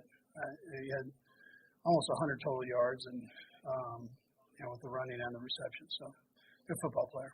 Ran hard, big, hard. So. I want to go back to Rimmers there. You heard him talking about all of those moves and saying sometimes guys have to take a step back, take a step forward. Mentioned earlier there was the report that Niang was dealing with a minor hamstring injury. At the time, I was pretty confident that was maybe a bit of an excuse to be able to give the Chiefs a Mike Rimmers test run in this game. That phrasing from Andy Reid kind of ices it for me to say, hey, that taking a step backward to take another step forward later is not the same thing as he was hurt, so we replaced him. I think Lucas Niang got sort of soft benched ahead of this game. the Chiefs knew what Mike Rimmers could do. He was a very good right tackle last year. He was a mess on the left side in the Super Bowl, and I think, unfortunately, that's the lasting memory that a lot of Chiefs fans have of him. I would say right now, though, that there's a better chance than not that Mike Rimmers starts next Sunday as well, because you also, even if it was partially injury-based or whatever, the Chiefs are more often than not going to go with the hot hand in situations like that. Mike Rimmers lost the job to Lucas Niang in training camp whenever he was hurt. The Chiefs, I think, are going to stick with the hot hand. I think I think he played well enough on first watch. I think he played well enough to keep that job today, even while having to deal with Chase Young some of the time, maybe more often than that. I only noticed it a few times, which is a pretty good compliment to him.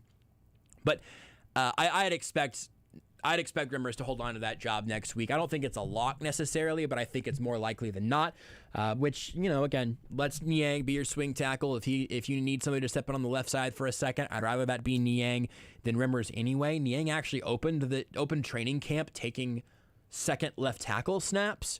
So this, I think, might have even been plan A before Rimmers got hurt. But also, you'd like to have, if possible, Niang get first team work over the course of a season so you can hopefully see him grow. And then you have your center, guard, and right tackle all in their first years of their rookie contracts. That would be a huge boom to the Chiefs' salary cap in the future, help offset the huge cap numbers that Joe Thuney will definitely have and that Orlando Brown will most likely have. So you'd rather see Niang playing and proving that he owns that spot than seeing the switch happen here. But also, you want to protect Patrick Mahomes, and you want the offense to make sure it's working at its best possible level. And I think the Chiefs believe that Mike Rimmers was the guy to help them do that right now. Andy Reid here talked about the defense a little more, and he was asked if it looked like they blitzed more often today and if there were any changes schematically on the defensive side of the ball. Well, yeah, he mixed it up. I thought he mixed it up pretty good, but trying to get pressure on the quarterback. So, I thought Spags had a nice game plan though, all the way around. They're a scrappy offense right there. So, that quarterback, when he's hot, man, he can get that thing going. So, I thought Spags mixed and matched pretty well with his blitz game. I mean, I'm fine with that. I think it looked fine schematically. Again, I don't think the issue was ever even mostly about the scheme. I think the biggest issue was that there were players out there who weren't able to handle what they were being asked to do, which can be a coaching thing, by the way. But I don't think like Spags was just running out concepts from 1970 and expecting it to work. I think there are issues of playing time and talent and all of that. That's a bit of a moving target. Andy Reid did talk about the halftime a little bit this game, if there's anything that was different there because it was such a tale of two halves, and if he sensed the second half turnaround coming. No, listen, I just think the guys put their mind to it and bared down, and kind of enough's enough. And there's a point where you have to do that. I thought they did a nice job. The one thing there, I'll just tell you, I kind of roll my eyes. I say, I just think they bared down and said enough's enough. I mean, if that's all it took, then why didn't you do that week 2? I just think that some of that stuff I think is you don't have to buy all the coach speak. I give Andy Reid a lot of credit that most of what he is saying is genuine. I don't know that they just bared down and that's what fixed things. Maybe he doesn't want to give away what they did differently, or if they didn't really do anything differently, which I think is plausible. Then I think the truth there would be something more along the lines of, yeah, we didn't turn the ball over 1,000 times, and we're really good when we don't do that. But Andy Reid's probably not going to say it that way. He did talk about the turnovers, though. He was asked if the number of turnovers the Chiefs had in this game soured the victory at all. Yeah, no, listen, as long as we're curing it, I'm good with it. I'm not sure I've been around quite this many, but we're there, and so it needs to change. But they were heading the right direction that second half, so I appreciate that. Maybe you guys were -4 in turnovers against the Chargers, if you remember. Still were there at the end. You were -1, I believe, on the road. Still won by 18 today. What does that tell you about your team if you guys can get this turned around? Yeah, we're going to get it turned around. So, and then, it'll be a pretty nice picture. So, It'd be a pretty nice picture indeed if they do fully get it turned around. Again, I think on the turnover front, it is just a matter of, can we stop turning the ball over this way? And if they can, it will be a pretty picture. And I think that they probably will, because the thing that can be prevented or where blame can be assigned in a game, in terms of turnovers in particular, is recklessness. Now, Mahomes had one reckless pass today that was picked off, but I don't think that the Chiefs are necessarily a reckless offense. I think you have seen, again, let's go with the 2 Tyreek Hill drops that turned into picks, the Marcus Kemp drop that turned into a pick, and the play against the Bills where the ball was batted up in the air and then caught. Those were 4 interceptions on Patrick Mahomes' resume, none of which were reckless. Beyond that, I saw Sam McDowell of the first 7. He went through those, and then had 3 of those picks being like third down sort of desperation attempts. And then again, you have the one that we saw, number 8 for Mahomes, which was terrible. It was also on third down, but in field goal range. Like, that's not a place to do something desperate. I think we're talking about 1 terrible pick, 3 that you would rather not have happened, obviously, and then 4 where Mahomes hit a receiver. Well, 3 where he had a receiver in the hands, and then 1 where a defensive lineman made a spectacular play where maybe Niang could have gotten the D lineman's hands down. Maybe Mahomes should have seen it. I could see that one going either way. I'm not too heated at either direction, but it's a multifaceted problem where a lot of different people need to shoulder some of that blame. Again, like Tyreek Hill has 2 picks off of his hands. You're not going to bench Tyreek Hill because of that. Just maybe whatever brand of gloves that he partnered with to get the peace sign on them, maybe he just needs to go grab a nice NFL equipment brand of sticky gloves. Maybe that'll help. I don't know. Didn't have any problem catching a touchdown pass at 900 miles an hour in the back of the end zone, though, so maybe his hands are fine and just a little bad luck, which, again, luck is not a very satisfying thing because you can't change it. But football has randomness baked into it. I can't remember where I heard this first, but somebody and some podcast at some point many years ago made the sort of the reference that football has weird bounces. The game is played with an oblong ball that is literally made to bounce funny. There is not always a perfect logic to everything that happens, and again, sometimes those random things can be the difference between being the 1 seed and being 500 right now. Sometimes it can be the difference between being 500 and being the 1 seed. It's football. It's why it's fun and also infuriating. It's fun-furiating. I'm going to keep that word. Keep that in the Rolodex. A couple more here from Andy Reid. He was asked about Travis Kelce in this game and how he felt, obviously, dealing with a lot of sort of nicks and bruises over the course of the game. Yeah, no, Travis was hurting. His neck was sore from, the week before, stiff. But he worked through it and, did a nice job. He's a pretty savvy guy, man. He did some nice things. And it was good to get the other guys in. I'm sorry for Jody and what happened to him because he's doing so well, and but Noah came in and had some valuable reps for us. One little thing on the tight end front there, Blake Bell was out today, who has obviously done some very good things in terms of being a blocking tight end, one of the best blocking tight ends in the league. I don't think that's an exaggeration. He was out coming into today. Kelce was obviously banged up, and then Jody Fortson leaves early in the game. Mike Shanahan's on my TV right now, and he has white hair. That's sort of jarring. I haven't seen Mike Shanahan in a while. Last time I saw Mike Shanahan, he either his face is still red, which is good because that would have been too jarring if he had like a even tan or something. I think last time I saw Shanahan though, he probably I think he was holding on to the brown follicles a little bit. Looks old. We're all getting old, man. Anyway, The tight end group is what I was going to say before I got distracted by how old Mike Shanahan looked and how that made me deal with my mortality for about 30 seconds mid-show. Hopefully Bell is able to come back next week. He was ruled out along with Jones and Ward on Friday, though, so it wasn't like he was a game-time decision or anything. But Noah Gray was the guy that appeared to be the healthy scratch against the Bills whenever Josh Gordon was making his debut.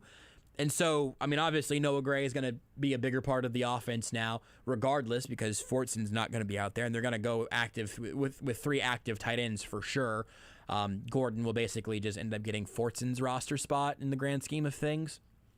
But something to keep an eye on there is the Chiefs' tight end depth has taken a couple of hits now this week, which is really disappointing for both those guys. Hopefully, Blake Bell's able to return soon. 2 more things here from Andy Reid. He was asked about both the offense and defense performing well together at the same time over the course of the second half. Yeah, Nate. I mean, you saw everybody lift up. I mean, probably the best thing was on the interception by Turk. I mean, the whole team ran down there. You know, that's what this is all about. It's an emotional game, and so you've got to play that way. And, you know, things were kind of dead that first half, and there's one way to do it. You got to reach down a little bit and go, and I thought the guys did that. Yeah. Frank Clark, a lot of aggressive, a lot of good push on the line. Yeah, I thought the guys did a good job with the pressures. I thought they did a good job with the run game for the most part, shutting it down. That runner there is the one that got hurt, is a heck of a player, and then 41 comes in and does a nice job for him. So, but I thought our guys bared down and did a good job against that offense. Yeah, I think it was a good performance that you can take and feel good about. I've talked about that sort of second half performance for an hour and 30 minutes to this point, so you've probably heard me say that it was good many times. So here's the last clip from Andy Reid. He was asked about Tyrann Mathieu and if he was upset on the sideline, what was going on kind of in that scene. No, he was upset, yeah, because it wasn't going right, you know. And that's what I'm saying, though. The guys get tired of it. And those leaders, you get tired of it. I mean, it's got to change. And so you need a little bit of that, fire. And then everybody needs to feel it and then go. So, I mean, that's what happened there. I mean, again, leader being frustrated by what's going on is one thing. I'm also going to just say this quietly because I tweeted it out, and there's a pretty good chance that I'm going to hear about it on Twitter, and we'll just see. But I do think that if you're going to have like all of these screen caps of Tyrann Mathieu throwing his hands in the air whenever the defense breaks down somewhere that's not his fault, and then you have like a whole sort of the little, I don't know, what scene. I'm just going to keep using the word scene. Whenever the defense is making mistakes in the first half, whenever you have a free shot on Taylor Heinicke and you're completely unblocked, and you go in just with your shoulder instead of just wrapping up the quarterback, even better, perhaps going for the ball, and you whiff, that's got to be it. The next shouting match, beating your helmet on the bench, has to hit a little differently, right? I don't know. That's just a tough. That one it annoyed me. I'm not like furious, and Tyrann Mathieu is an excellent football player and makes his defense significantly better. Absolutely. But if you're going to have that frustration with the defense as a whole, and then you get an opportunity to make that play just by doing a form tackle as you're in a full sprint at the quarterback, just arms open. And you've got Heinicke, and he had a chance to end up making a play. He didn't, and Frank Clark swirled him around, but Heinicke just sat on Clark and then got up again. He got rid of the ball. That could have gone a lot worse for this Chiefs defense, maybe changes the tone of some things. I just felt like I needed to mention it. Because it makes the helmet bashing on the sideline. I'm not saying that Mathieu doesn't know he should have made that tackle or that he's not frustrated with himself. I'm sure that he is. I'm sure. I have no doubt. It was just sort of annoying. Or at least a play that, you had it right there. Team effort. He gets that. I know I'm not trying to tell Tyrann Mathieu something he doesn't know already. Just would have been nice to get that play made. A lot of times this team has been close to making a play that they have ultimately not been able to land. And sometimes those are no big deal. They just come out in the wash. Sometimes those are those plays that we were talking about earlier in the show where entire games can change on them. At that point, I think the Chiefs were in control of this game well enough, but something I noticed. We'll take a break here on the Sports Radio 810 WHB Postgame Show. It's presented by the Missouri Lottery. Remember to play it forward with the Missouri Lottery. More play and more power with Powerball with Double Play. For an extra $1, players have the chance to win up to $10 million in a separate drawing. Missouri Lottery, play responsibly. Also brought to you by CBD American Shaman. Free CBD samples every day. Whenever we come back, we'll hear from the Chiefs quarterback, Patrick Mahomes. Nice to get back on the horse with an excellent offensive performance. We'll hear from the Chiefs quarterback whenever we come back. You're listening to exclusive post-game coverage on Kansas City's home for the NFL. Sports Radio 810 WHB. Brought to you by Casey's own CBD American Shaman. Come on into your local shaman store for a free sample of stress-sacking CBD. Everything is better with the feather. Introducing the latest innovation in water technology. The new Nebia by Moen Quattro Showerhead offers 4 unique experiences to choose from. Designed to soothe, clarify, relieve, and cleanse.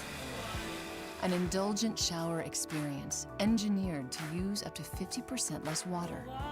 Water designs our life. Who designs for water? Visit Moen.com to learn more. Hey guys, it's Grunny here for my friends at CBD American Shaman. Man, I love football and I love big scores. When Kansas City scores, you score big at your local CBD American Shaman stores the day after the game. If Kansas City puts up 30, it's 30% off all the next day at your local CBD American Shaman store. If they put up 50, you got it, 50% off all the very next day. Now that's a big win. CBD American Shaman. Life is so much better with the feather.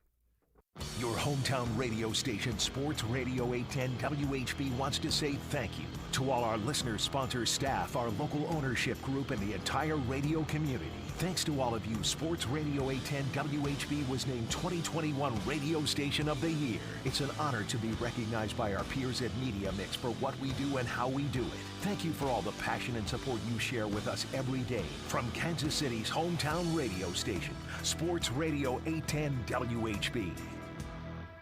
Tired of searching for sports updates in different places? The Xfinity Sportszone gives you the ultimate sports hub experience. Find games, commentary, news, and highlights all in one place. Use the voice remote to get instant access to stats and scores. Just say, "Show me NASCAR" or "Soccer scores." Plus, get notifications with breaking news alerts and more when the game's about to start. Go to Xfinity.com, call 1-800-XFINITY, or visit an Xfinity store for details. Restrictions apply. Requires Xfinity TV service with X1.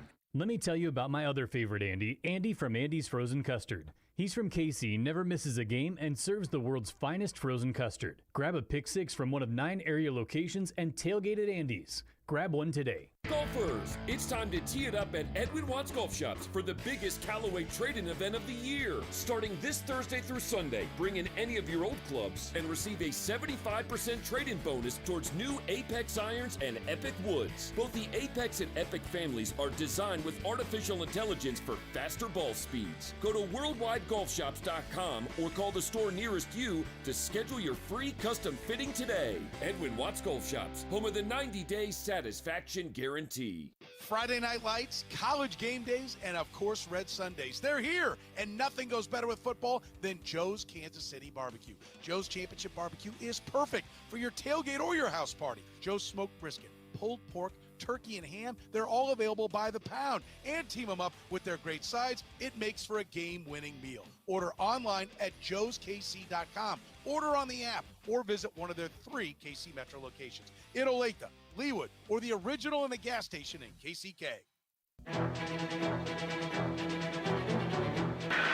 Tosses it up. Touchdown! Robinson! And a flag down. Penalty marker at the 15. Chiefs celebrating. Illegal use of the hands to the face, defense, number 23. That penalty is declined. The play results in a touchdown. They can continue the celebration.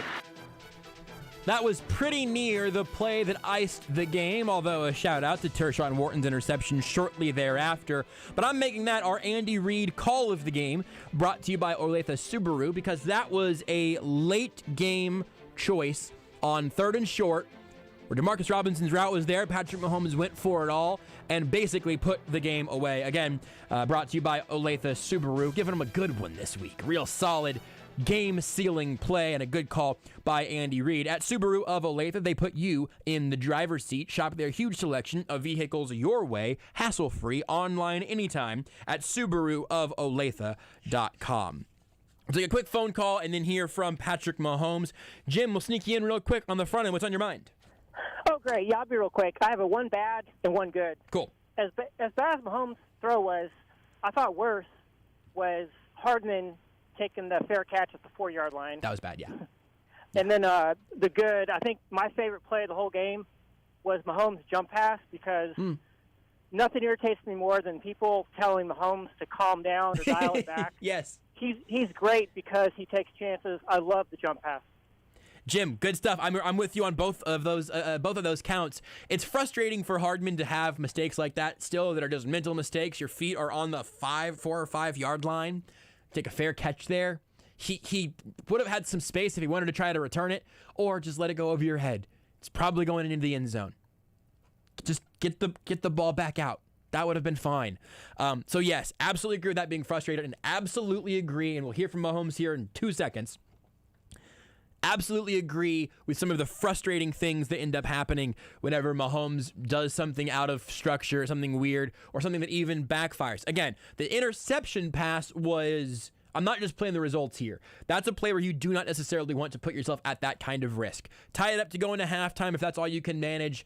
I'm glad that they tried to stay aggressive on 3rd down there, but you cannot risk a turnover, especially whenever you are so out of position as a thrower. But I agree 1,000% that if anybody sees 2 interceptions in Patrick Mahomes' stat line and gets on First Take tomorrow and says, Patrick Mahomes just has to be more careful with the football. He needs to calm down. He needs to stay in the pocket. I'm going to lose my mind. Because he can do those things. Patrick Mahomes is good whenever he is operating like Teddy Bridgewater, right? But he is unbelievable, unstoppable whenever he's doing some of the crazy stuff that no one else can do. Some of those ridiculous deep drops, those are not, you don't want to teach those. And on your average play, you don't want Patrick Mahomes running backwards 15 yards and doing a pirouette and looking downfield. But he did that once today and ended up, another play was successful. I can't even remember who ended up catching it or how far it went for.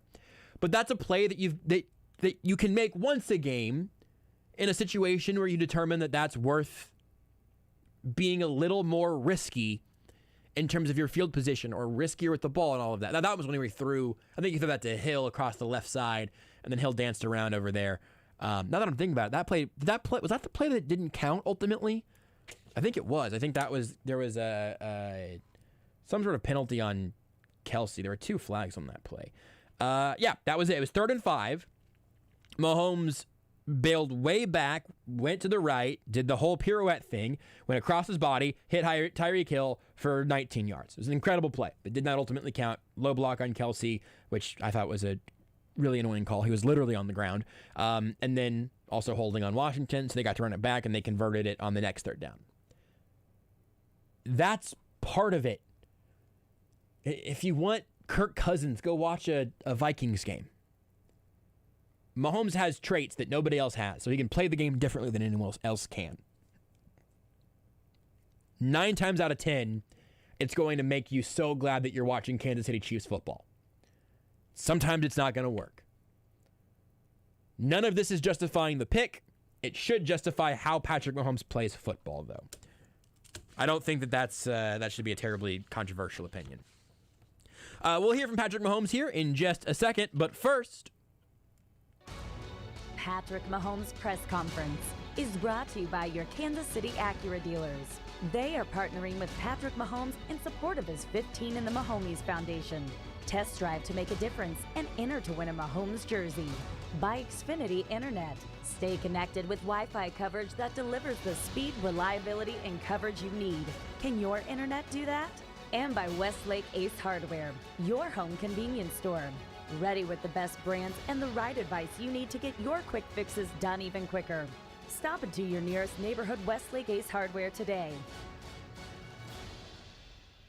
We'll start with Patrick Mahomes' thought on how the game was, a little bit of a tale of two halves. What was the feeling in the locker room like during halftime as the Chiefs were off of a bit of a disappointing first half and about to start, maybe unbeknownst to them, a very strong second? Yeah, I think you guys just had to dig deep at the end of the day. Obviously, the first half didn't go the way we wanted to. I thought the defense did a great job of keeping us in the game. And then in the second half, we just executed better. Guys relied on each other, believed in each other, and we were able to find a way to get a win. Obviously, the total two halves, 3 first half interceptions, second half much more cleaner. What do you all say in the locker room? I mean, because it seemed like at times when you were maybe trailing 13-10, it seemed like you may be trying to put pressure on yourself for the team to put pressure on themselves to try to get back into the ball game quickly. What did you all do at half? I mean, anything with the I don't know if there was anything said. I mean, people talked obviously and said different things. I think the guys just really dug down and played. I mean, at the end of the day, that's what it takes in this league. Every single week's a battle. I mean, you're going to play. They have good football players. They have a great defensive line. They have a great defense. But you have to battle. You have to battle to win in this league every single week. And I thought guys did that in the second half. Is they just went out there together and we just played. And at the end of the day, that's what it is. You have to go out there and play, try to execute the plays to the best of your ability, and leave everything you have on that field. And whatever the results are at the end of the day, you have to be able to live with that. I do think that, I mean, look, Patrick Mahomes is very good at giving you lots of fun football cliches. You know, you got to dig deep at the end of the day. It's like a bang, bang. Like, that's 2 off the bingo card all at once. But there's something to be said for, hey, we went out there and just played. That's kind of nice. Whenever, this team is looser, it seems like they often play better. And I know that, I mean, if you talk about drops or something, then maybe loose also means unfocused. I guess it kind of depends on your personal persuasions and what you like or don't like from your football team. But I like it whenever this team seems like they're having fun and kind of just moving at 100 miles an hour. And we got to see some of that in the second half today, which was very refreshing. Here's another question to Patrick Mahomes. He was asked if he was focusing on throwing balls a little bit lower so he wouldn't sail any passes and put it at a spot where only his receivers could catch them. The touchdown one, I was trying to just get it to him as quickly as possible. The play was kind of designed for Kels, actually, and Tyreek just kind of split, so I put it on him as quickly as possible. The third down one, I got to throw a better ball. I mean, he broke out, and they were driving it fast, but if I put it on his body, it isn't as difficult to catch. He made a great catch on it. That's interesting that the touchdown play there was a Kelsey play. It kind of explains, I think, almost how I don't know. I don't want to say risky it was because I don't really think it was terribly risky. It just sort of stressed me out to see that play happening in real time because it just felt like there were a lot of Washington players within the lane there that he found to Hill. But in retrospect and from Mahomes' eye level and his position, I'm guessing that there was a pretty good lane there based off the replay and everything. But it made me nervous as it happened. And maybe there was a safer play designed for Kelsey, but then Hill popped open, and I'll take a touchdown however it ends up coming around. This is a longer answer from Mahomes talking about the interception that he threw there at the end of that first half. Obviously bad by any metric. What did Mahomes see? What was he trying to do there? That's bad. That's the best way. First off, I dropped the snap trying to get out of there too fast to get it to Daryl. And then I picked it up, was going to try to run outside, and then saw Trav, and then the rest you can kind of see. It was bad, but, I mean, you got to bounce back in this league. It's going to look bad, probably like, oh, come on, man, or something like that. But you got to find a way to win games at the end of the day. Defense got to stop. We were able to go out there and score in the second half and bounce back. Yeah, exactly. Yeah, I mean, I think the biggest thing was the guys kept believing in me. I think that was a big thing to me. I mean, Orlando, Travis, Tyreek, all those guys came right up to me and they're like, "You keep being you. Like we know you're competing. We know who you are. Don't let that one thing affect how you play." And you saw it in the second half. I kept doing stuff, kept throwing across my body and doing a lot of different type of stuff because I know those guys believe in me, and I'm gonna keep being that and keep fighting to the end. Patrick, you were talking about the reassurance you got from the guys after that one play and how it sort of helped you. How much, when you have a play like that, does anger at yourself fuel you, or do you have a compartment for it, or is it a little bit of both? How does that work in your head? I mean, I move on to the next play. I mean, it's this league. You're gonna go through adversity. I mean, we've been blessed enough that I haven't had to deal with a lot of that early in my career. But I mean, I've had a lot of interceptions this year. It's not a secret. I mean, you kind of have to just move on. You have to just kind of keep playing. Because at the end of the day, if the interceptions, I mean, they're on the stat sheet, but if you're getting wins, no one really cares about them. So you have to find a way to win games no matter what it takes. I mean, that's all pretty interesting stuff there from Mahomes. Talking about how, look, like I'm not gonna. There was a great story in The Athletic a couple weeks ago about, about a bunch of different very funny Patrick Mahomes stories, teammates, former teammates, people around him, whatever, college roommates and stuff.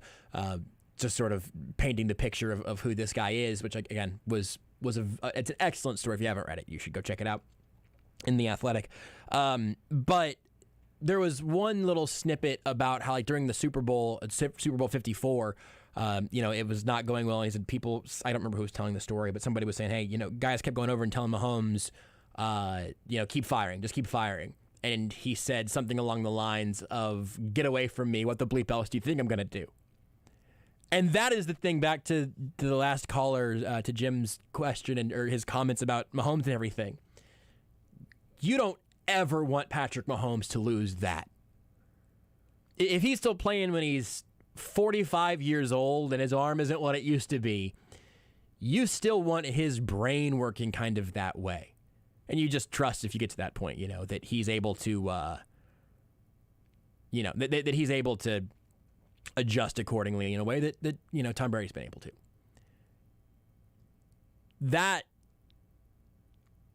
That feeling of, I just did something dumb, it was a mistake and it cost my team, we're going into the half now, I'm going to come back and I'm going to do some more crazy bleep and I'm going to fix this stuff because I've shown that I am this dude.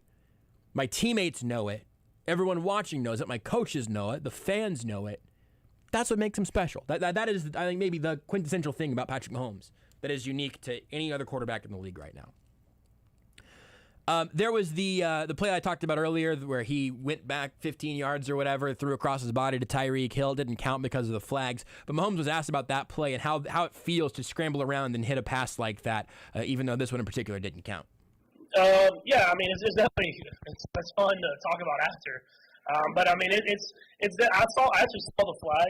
I thought they were holding Kels, and so I rolled to the right and I threw it across my body to Tyreek. It ended up being a flag on Kels. I haven't seen it, so a little bit more riskier than when I threw it, I guess. But I knew there was a chance if I got it to Tyreek because everybody was going to the right side of the field and it was man coverage, and he got the ball. And I mean, it was like N1 mixtape at that point. I mean, I haven't seen it all exactly, but I know at one point he stopped, and I thought he was out of bounds, and then he kept running. So I know that a lot of crazy stuff was happening out there. It turned into N1 mixtape on the sideline. I like that. Let's keep it moving here. Mahomes was also asked how if he feels like the team right now is starting to come together and really put its best effort forward after the performance they brought in the second half today. Yeah, I think all the guys are battling. I mean, when you play a team like this, I mean, they were kind of doubling Tyreek and traveling those third down situations where you saw me running a little bit, and then you saw plays like to D-Rob at the end of the game and to McCole down the sideline. And the teams are gonna do that. They're gonna try to take away our two best guys in certain situations. Other guys got to make plays, and you saw that today. I mean, you saw the one to McCole, obviously, to D-Rob, and unfortunately, I mean, the one to Jody is kind of the similar situation. And so it's going to be like that all season long. Teams are going to keep playing us the same way, force us to be patient, and then make other guys make plays, and we have to trust those guys to do that. Sorry, now I'm distracted because Tyrann Mathieu called me a crybaby on Twitter. Does that make me? How does that? All right, I'll keep it moving. Mahomes was asked if he got a chance to talk to Jody Fortson after he suffered his Achilles injury, which looks like it'll end his season, unfortunately. Yeah, I saw him. I mean, he's in good spirits. I mean, obviously, we don't know the extent of whatever it is, or at least I don't know. But hopefully it's not as bad as it looked out there, and we can have him back. Yeah, it seems, I mean, they said torn Achilles. Very tough to assume that he'll be back at any point this season, but hopefully whenever his return does come around. He played excellently coming around to this point. Just really frustrating. The worst thing to come out of this game today, I think, pretty clearly. I guess we don't know the extent of, Anthony Hitchens' injury, but very frustrating for Fortson. Disappointing for him. Hopefully, again, that return, even if it's next year, does come, though, because I'd love to see him continue to play more football for this team. More from Mahomes. He was asked if he felt like this was an important game for the Chiefs to win, even though it's only week 6. Yeah, I mean, honestly, the way we did it, even though it wasn't pretty in the first half, I mean, I feel like kind of hopefully will get us rolling. I mean, we had another bad first half, and it could have spiraled right there. I mean, it could have, how this season's gone, the adversity we dealt with, it could have spiraled. But I thought the guys, it was a lot of mental toughness to go back into battle and to go out there and believe in each other. And the defense, the way they played today, I mean, that offense has been putting up points. I mean, they have some playmakers over there, and for them to hold firm while we were struggling, I mean, that's what it takes in this league. It takes everybody. It's not the offense, not the defense. It's everybody together, coming together at the right time to be great, and that's what we want to be. Last thing here from Patrick Mahomes. He was asked about Daryl Williams, his performance as a starter in this offense, and if he learned anything new about the running back today. I mean, I think it's just what I've always known about him is he's going to battle. He's going to run for those tough yards. And if he gets a crease, he can make some plays happen. I think you've seen that in big moments of his entire career. And today was a big moment for him to step into that kind of that number one role. And I thought he did a great job doing that. You're listening to our postgame show here on Sports Radio 810 WHB Kansas City. That concludes Patrick Mahomes' press conference. We will take a break and come back with Matt Derrick of Chiefs Digest here on the Sports Radio 810 WHB postgame show, brought to you by the Missouri Lottery. Remember to play it forward with the Missouri Lottery. More play, more power. Powerball now on Monday, Wednesdays, and Saturdays. Also brought to you by CBD American Shaman. When Kansas City scores, you score big at your local CBD American Shaman. Their score is your % off. They scored 31 points, so you get 31% off all day tomorrow. CBD American Shaman, life is better with the feather. You're listening to exclusive post-game coverage on Kansas City's home for the NFL. Sports Radio 810 WHB, presented by the Missouri Lottery and CBD American Shaman. When you're ready to buy your next car, check out OneRequest. With inventory from nearly every dealer in the country, OneRequest offers a greater selection than other sites that are limited to only the dealers that pay to advertise. And at OneRequest, we don't sell or share your personal contact information. The other sites think your information is valuable, and that's why they sell it. We think it's valuable to you, and that's why we don't. Don't just search for your next car, OneRequest it. Visit OneRequest.com today.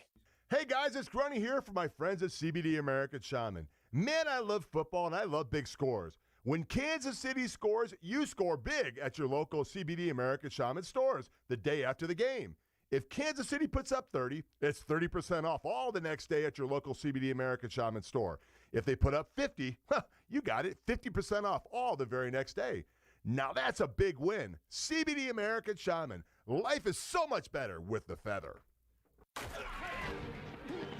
Make your holidays even better with a trip to watch Kansas City take on Denver. The Missouri Lottery, Hy-Vee, and Sports Radio 810 WHB want to send you and a guest to Denver to watch Kansas City take on the Broncos. Visit a participating Hy-Vee grocery and gas location through October for your chance to register. Purchase a $2 Missouri Lottery Powerball ticket for your chance to win. Remember to play it forward with the Missouri Lottery. And go Chiefs! Let me tell you about my other favorite Andy from Andy's Frozen Custard. He's from KC, never misses a game, and serves the world's finest frozen custard. Grab a Pick 6 from one of 9 area locations and tailgate at Andy's. Grab one today. If you're ready for a new vehicle, it's time to visit Robert Brogdon Buick GMC in Olathe. They're offering 0% financing on many new Buick and GMC models, including the 2022 Buick Envision or GMC Acadia. Plus, the 2021 GMC Yukon and Sierra Heavy Duty and Light Duty trucks are now available. At Brogdon, they don't just sell cars, they buy them too. Even if you don't trade in your vehicle, they'll still buy yours. Visit robertbrogdon.com or see them in person at I-35 in Santa Fe and Olathe. Must qualify and finance through GMF for special APR. Sports Radio 810 is proud to be Kansas City's home for the National Football League. Winds up, he throws a long pass, wide open Hill, catches the ball at the 22 of San Francisco. What a play by Mahomes! From Monday night to Sunday night, and every game in between. Keep it right here on your exclusive home for the NFL, the NFL playoffs, and the Super Bowl. The Chiefs are going back to the Super Bowl. Sports Radio 810 WHB.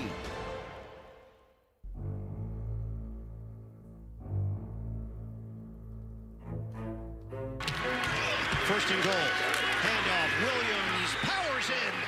Touchdown, Kansas City. They go with the fullback, Burton, to block Williams up front. The redirection. Touchdown, Daryl Williams. You knew it was coming, and Washington still couldn't stop it. Some good work today from Daryl Williams. We're going to make those plays our play of the game, brought to you by Central Bank of the Midwest. Nice to see, good effort put out there, and his, a big chance for him, obviously, to be the starter in that backfield. As Clyde Edwards-Helaire on the IR, but should be back at some point this year. It sounded like it's ultimately going to be a few weeks. It'll be at least 3, because he did get put on IR. Can't return until at least 3 weeks have gone by. We will talk now to our friend Matt Derrick of ChiefsDigest.com. You can follow him on Twitter at Matt Derrick. I don't know if he will call you any names or immediately delete the tweet thereafter, but he's brought to you by Bob Hamilton Plumbing, Heating, AC, Rooter, and Electrical. Better Buzz Bob, now offering electrical services, panels, wiring, generators, updating fixtures. They do it all, offering a whole home electrical inspection for just $99. Call 888-4BOB. Remember the 913. Matt, a tale of two halves today. I don't know. You can start wherever you want. There's a whole lot going on right now. Yes, there is. I don't even know where to start. It's been quite an interesting day. That's all I got to say. Just don't delete the tweet so I can at least quote tweet it, man. That's all I ask. Cry to your mama, sucker. That's all I mean, gotta say. it's just... It's very... was that one to me, or was that one to someone who responded to it? It's unclear. Excellent. It's very unclear. Yeah, that's shocking that something is unclear from that person's Twitter account. Yeah, I've always said that. There's a corollary to this. One is don't pay attention to anything that Tyrann Mathieu tweets after midnight and before 9 a.m. And the corollary to that is probably don't pay attention to anything that Tyrann Mathieu tweets after a game. Yeah, that's probably fair. It's just the vaguest critique. And look, I understand he tweeted. Now we've seen this wasn't in the injury report, but Tyrann Mathieu broke this news himself. Said he fractured his thumb, which is obviously going to be something he has to figure out how to deal with. But his thumb's worked well enough to type out that tweet to yell at me. I'm just saying that there's clearly levels to this. I just thought he just missed a sack on Taylor Heineke. I didn't even use his name, much less tag him. I don't know where to go from here. No, I don't want to put you in a bad place by making you, pick sides or anything. No, that's not it at all. This has been the weirdest day of all weird days that Chiefs ever have. It's just really normal. As our friend Nate Taylor and you have often said. Yes. Chiefs do nothing but play weird games. Yes. And they have weird days. Yeah. And they have weird post games. I understand that the entire sports media, ecosystem, the whole construct is very weird, that we all watch a bunch of dudes play a game really hard for a while, and then a bunch of us who don't play that game then have, various critiques and everything. But adding the second level of, just having a player, a leader on the defense, just sort of go through... I don't even know how he finds all of the tweets that he finds and then just respond to them in real time. It's just, maybe it's an evolution of the medium. If he wants to just call in, we'll put you, I'll tell you what, I'll put Matt right back on hold if Tyrann Mathieu calls in. Because I am sort of confused as to why I inadvertently apparently made him very angry.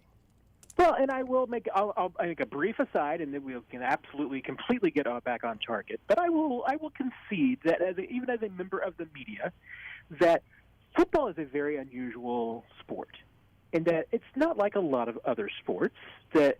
And that you're not necessarily playing angry in all other sports. This is a violent sport. Mm-hmm. It's not baseball. It's not gymnastics. It's a violent sport.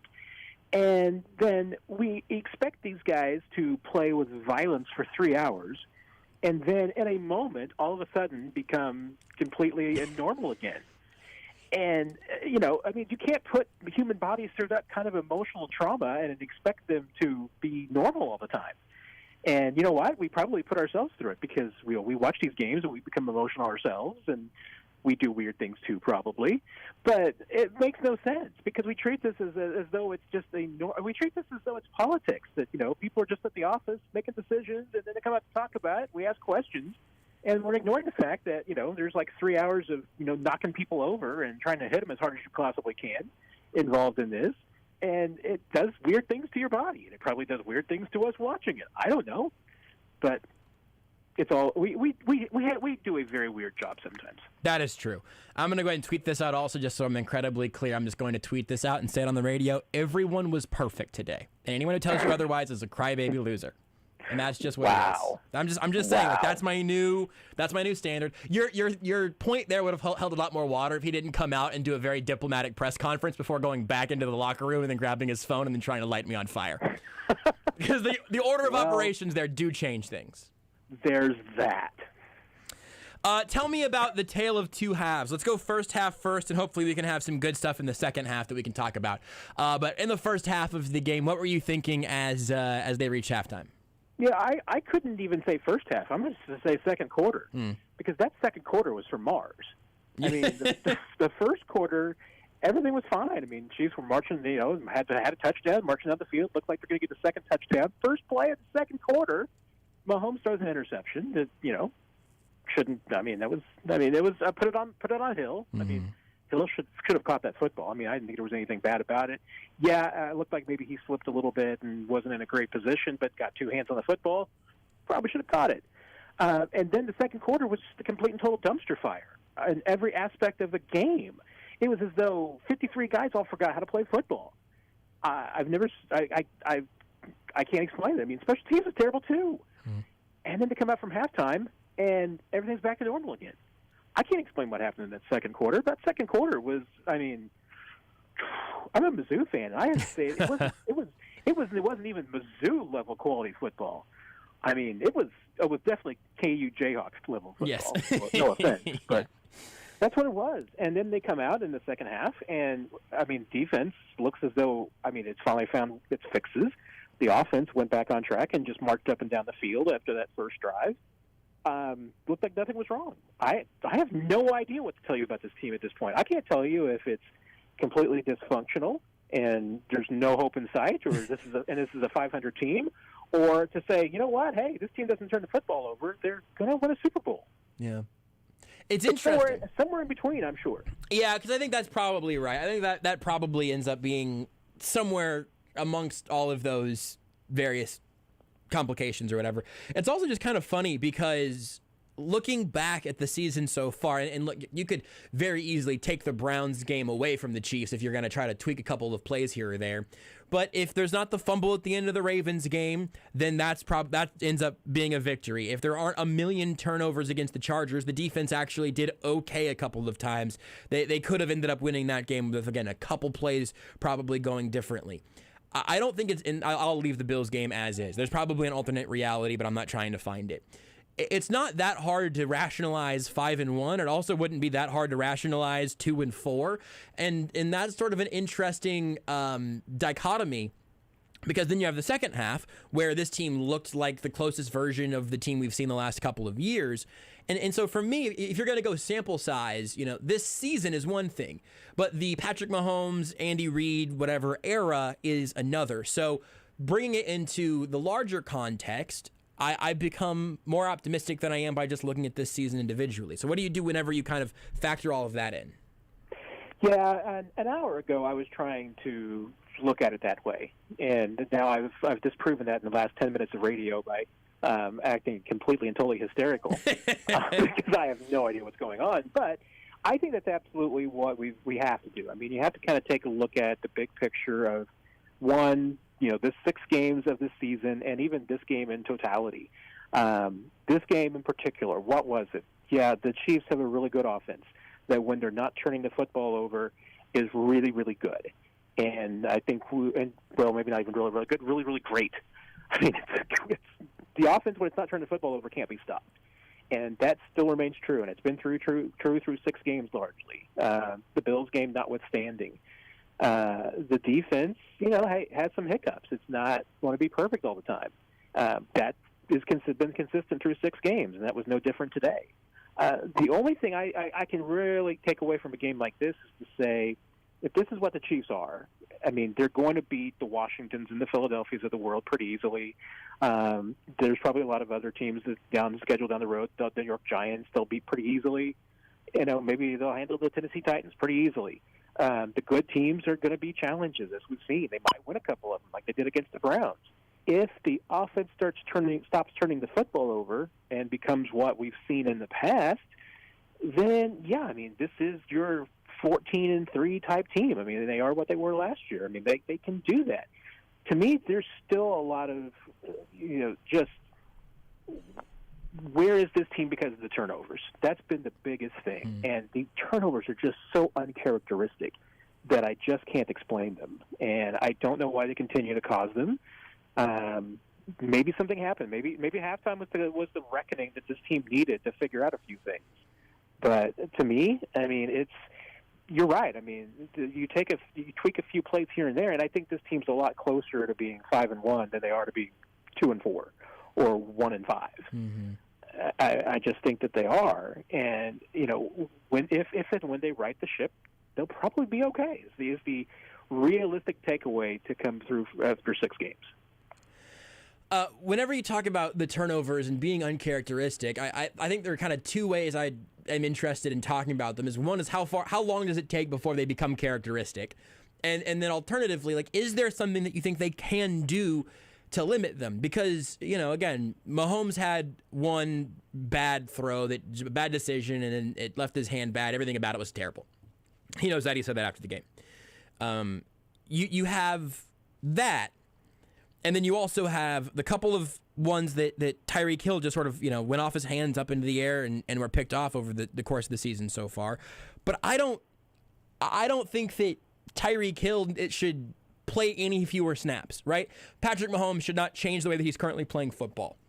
So I don't know if there is a solution to that or if it's just waiting on the luck to get a little better. As in that first drive, by the way, their turnover luck was better because they almost had another pick that came whenever Hill slipped.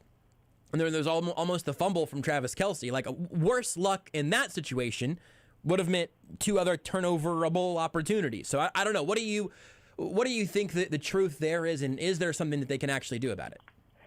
I mean, there's a lot of debate about, whether slumps or streaks actually exist and what the psychology of sports are. But I don't think that there's any doubt that when athletes press, bad things happen. And I'm not a world-class athlete in any sort, but hey, I know that when I got into slumps or anything like this and I started gripping the ball too tight or gripping the bat too tight, bad things happen. This seems like a lot of the things that the Chiefs are doing wrong right now seem to be mistakes of that nature, And some of them, you know what, there's probably things that we're ignoring and overlooking that we should probably, take into consideration. One, you have a rookie center who's playing really, really well, but doesn't have the history with Mahomes. They don't necessarily have the chemistry. And we have seen, saw it again today. There was a little bit of a issue with the snap, and maybe that's just a growing pain that you're going to have to deal with a brand new center and a quarterback. Maybe, and they had the snap last week that Mahomes bobbled. I mean, maybe those are just some growing pains.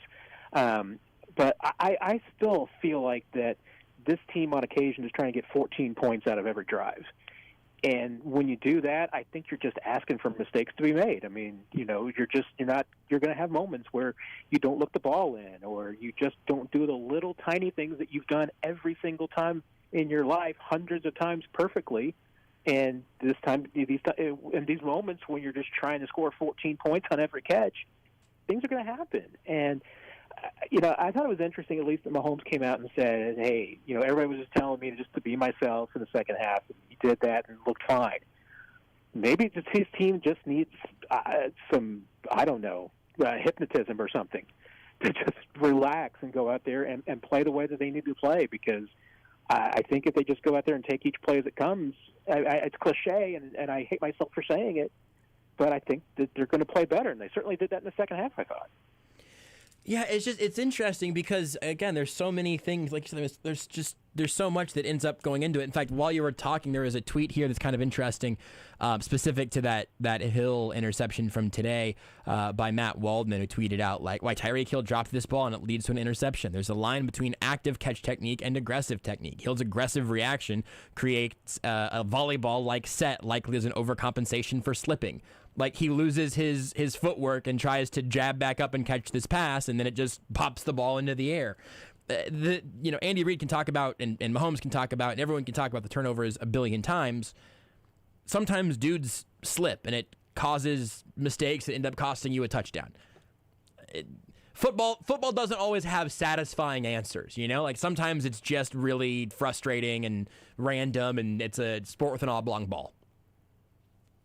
And, and I hate to attribute things to luck, because, I live under the cliche, good teams overcome luck. Mm-hmm.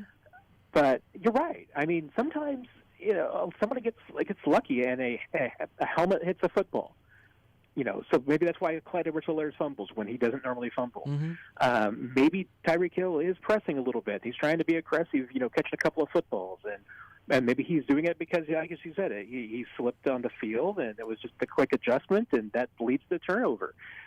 It could certainly very well be that, and especially if you look at the big picture, you would certainly say at this point that either these turnovers are a regression to the mean, that the Chiefs just did not turn the football over as many times as maybe they should have over the past few seasons, or maybe the last couple of years were completely normal, and that the Chiefs going forward aren't going to turn the football over for 6 weeks. Mm-hmm. It could balance it out that way. I mean, it's hard to tell. I mean, I would be much more likely to take 3 years as a body of evidence that the Chiefs and Mahomes don't turn the ball over that much than I would 6 games. And therefore, I'd be much more likely to bet that they're not going to turn the ball over 14 times in the next 6 contests, because that has not been the long-term trend. Can we go back to the defense then? And we've talked about the turnovers a bunch. We talked about the defense a little bit at the front end, how everyone was perfect all day and no one made any mistakes. We obviously just saw in the second half a shutout in that effort, and I've made this comparison a few times today already, that you can't beat Buffalo in January by beating Washington in October. Like, there's only so much that you can take definitively from this, but also this defense, I'm sure, is extremely glad to have something like an entire half shutout under their belt against a team that they were supposed to be able to get right against. So what did you see from them defensively today? Yeah, I mean, other than one play, I thought this defense played really, really well. And, yeah, that was a complete total breakdown on Ricky Seals-Jones. Hey, maybe they just saw a bird or a butterfly and thought, oh, there's an old teammate, But you know what? One breakdown versus a lot of breakdowns that we've seen in past weeks, that's an improvement. Didn't let, Washington into the red zone. That's, I think, a huge step in the right direction. Now, all of that being said, I would be concerned about whether this defensive performance would be enough against some of the teams that the Chiefs have faced in the past few weeks, and who they're going to face going forward. I don't know that this defensive performance against Justin Herbert or Josh Allen or Lamar Jackson would have been good enough. There was a little bit more pressure on the quarterback, but how much of that is on Washington with a banged-up offensive line and a below-average quarterback? That holds on to the football too long. There's not enough from this game for me to say that, hey, this defense is fixed, everything's right going forward. But are they moving in the right direction? Could the move to Juan Thornhill just be the move that they needed to make for a while? Were they really missing Willie Gay that much that they just needed him out there? Were they having some problems with the defensive line rotation and just maybe not getting the right guys in there at the right times in the right positions and still figuring that out? Maybe. I'm at least, willing to give Steve Spagnuolo the benefit of the doubt, because he has shown an ability for his teams to get better throughout the season. And we know, go back to that Super Bowl run, that defense was not good for 8 weeks, and then they figured it out. If they're starting to finally figure it out, this could be a completely different defense going forward. We'll see. Yeah. But there were a lot of things to like today. Is it enough? Can you sit back and just say everything's fixed now, don't need to worry? No, I don't think they're there yet. Is there something to Rashad Fenton getting the start opposite L'Jarius Sneed? And then obviously, you mentioned Thornhill getting the start over Dan Sorensen. You get a couple changes there. Anthony Hitchens left at halftime, or a little bit before halftime, right? With the elbow, and then never ended up returning with that. We're going to have to get more information on that maybe tomorrow, maybe later in the week. But obviously, they didn't give him any points after that. I'm not saying that he was somehow like the problem or whatever, but it didn't seem to set them back any. Of those personnel changes, how do you feel that went? Again, understanding everything you just laid out about the arrow can point in the direction, but you can only pick up so much ground in one game. Yeah, I think the corner kind of shuffle with Traveris Ward being out has been probably a good example of the Chiefs defense just not quite figuring out what their best rotation and what their best lineup is yet. We've kind of seen them bounce around a little bit, and it was a pretty close race between all those guys back in training camp. I mean, I remember talking to Brett Veach, and at the time him saying that it was a real race between Fenton and Hughes, as who was going to be that number 3 guy, and Baker was certainly in the mix too. But I think, Fenton has just kind of always been the overlooked guy in that cornerback group. And yet, every time he's on the field, he just always seems to play really well. And I hadn't figured out exactly why he just hesitantly won that number 3 job and never had to worry about, looking over his shoulder, because he's just, I think we got a body of work now that Rashad Fenton is arguably clearly cut the 3rd best corner on this team, and probably just needs to play a lot more. So I thought he played well today. Snead, I thought, obviously had a couple of really good moments in this game. Didn't see some of the missed tackles in the secondary that we have seen. Probably wasn't perfect. Once again, we go back and look at this, and the coaches go back and look at it, I'm sure there'll be some little things to critique. But I didn't think that there were nearly the breakdowns that we've seen, and maybe more Fenton and more Thornhill. It's hard to say at this point. That's not the reason that you saw fewer big breakdowns. That may very well have been the reason. At the very least, it wasn't the cause of more of them, and that makes me feel a little bit better. The one other thing, personnel-wise today, it was sort of a late development today, but there was the initial report that Mike Rimmers was going to start at right tackle, and then we heard that there was a slight hamstring issue with Lucas Niang. Joe Thuney played with a broken hand. I think that if they really wanted Niang out there, they probably could have gotten him out there. But you have a very competent right tackle in Mike Rimmers, who played pretty good football last year until he got forced over to the left side. But with Rimmers being out there, my theory is that whatever the severity of Niang's injury is, and we can only speculate at this point, whatever the severity is or isn't, it felt kind of like today was a little bit of a trial run for putting Mike Rimmers back at right tackle, which is where he started training camp, and Niang was getting work at left tackle on the line with the twos. Do you think that this is going to be a long-lasting thing? Do you think it's going to be a one and done? And how did you think Rimmers performed? Yeah, I thought it was an up and down day for Rimmers, but then again, at the same time, when you calculate in that he was going up against Chase Young, probably grading on a curve a little bit there. By result, I'd probably say Mike Rimmers had a pretty good day, and maybe that was another factor into it. If you have a young guy that's got a hamstring issue, and hey, they didn't invent it. Lucas Niang was on the injury report all week. He was a full participant, but then again, if he was a full participant as the number 2 guy, and they were planning on playing Mike Rimmers all week, then that's a little bit different a calculation. But yeah, if it was certainly a hey, let's see what Rimmers can do, and based on that, see what we're going to do going forward, I think Mike Rimmers earned another shot. Remember, he probably would have been the starter in week 1 had he never had that back issue. Yep. And Niang, I think, has done fairly well, but pass rush has occasionally gotten him. And I think that certainly in a game like this, I think that the Chiefs certainly were thinking, okay, a veteran like Mike Rimmers that's fully healthy up against Chase Young is probably a better bet. And Chase Young hasn't had a great season. He had a really good day today, I thought. Maybe he would have had that regardless of who was there. But, Rimmers, I thought he held his own, and I certainly would be interested in seeing more of him going forward. Matt, we'll let you go on that. You want to tell the people what the plan is for ChiefsDigest.com? Anything that they can catch coming there later today, coming this week, whatever? Yeah, kind of going through right now and seeing what some of the guys had to say about that rough second quarter and how they jump back, whatever. I can't talk. Beard, can you just dump all of this, just the last 45 seconds or so? Beard, exactly. I'm a crybaby, so I'll just go be a crybaby. At ChiefsDigest.com, where you can go read lots of great content all the time, and follow him on Twitter at Matt Derrick as well. Not a crybaby in my book. Thank you, Matt. You're a professional broadcaster for a reason, Josh. Thank you very much. I'm not sure what that reason is, but maybe there is one. Follow him on Twitter, @MattDerrick. Check out ChiefsDigest.com. Let's take a break here on the Sports Radio 810 WHB Postgame Show. We'll hear from Ron Rivera whenever we come back. It's all brought to you by the Missouri Lottery and CBD American Shaman. You're listening to exclusive post-game coverage on Kansas City's home for the NFL. Sports Radio 810 WHB. Presented by the Missouri Lottery and CBD American Shaman. Everyone knows Family Leisure is having the world's biggest spa sale.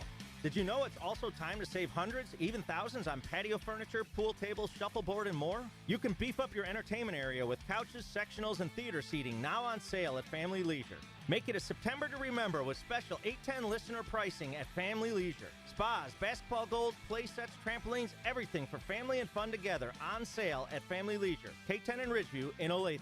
913-888-7727. Awesome. Your money management is now manageable. With an account from Central Bank, you'll have all the tools and technology you need to move, manage, and maximize your money the way you want, when you want. And you have the perk of local branches right in your community when you need some one-on-one time. Because we do banking better. Open your account online or in person at any of our convenient locations. Central Bank. Strong roots. Endless possibilities. Member FDIC. We're planning a trip to Spain later this year. But our Spanish is... It's pretty bad. When you learn a language, you want to actually use it. Babbel is designed with that goal in mind. Babbel's conversation-based method teaches you real-life words and phrases. And with Babbel's interactive, bite-sized lessons, you'll remember what you learned. ¿Cómo te llamas? ¿Cómo te llamas? ¿De dónde eres? ¿De dónde eres? No matter your learning style or experience level, Babbel has lessons designed for you that will get you speaking quickly and confidently. I tried learning Spanish before, but I couldn't stick with it until I found Babbel. There's no easier way to learn another language. Ahora hablamos español. He just said, now we speak Spanish. I can't wait to use our new language skills on our upcoming adventures. Babbel, language for life. Celebrating 10 million subscriptions sold. Now try Babbel for free at Babbel.com. Just go to Babbel.com and start learning a new language today. That's Babbel.com. Babbel.com. Don't go through the fall months with that joint pain. Call QC Kinetics now. Regenerative solutions are here, bringing lasting relief from joint pain with no downtime, no surgery, no steroids. QC Kinetics uses natural biologic therapies that restore and repair damaged tissue in your knees, shoulders, hips, and back. Patients here are raving about the results. Listen, you don't have to live with that chronic pain, and don't think surgery is your only option. Call QC Kinetics now. Learn about these exciting natural alternatives. Hey, you've heard football legend Emmitt Smith talk about QC. It's time to see what this is all about. Fall is the time to enjoy life to the fullest. Act now. Restorative regenerative therapies are available here, and the in-office consultation is free. Call QC Kinetics today, 816-412-6299. They're located right off 435 and State Line. Non-surgical joint pain relief, 816-412-6299. QC Kinetics. Ryan Radke here from Westwood One with a preview of Sunday Night Football as Ben Roethlisberger and the Pittsburgh Steelers host the Seattle Seahawks. Both teams are 2-3 and need wins to stay relevant in equally tough divisions. Seattle is without Russell Wilson following last week's finger injury, so Geno Smith takes over under center. Join Ryan Harris and me for the call of the Seahawks at the Steelers on Sunday Night Football. Kansas City's home for the National Football League. Sports Radio 810, WHB.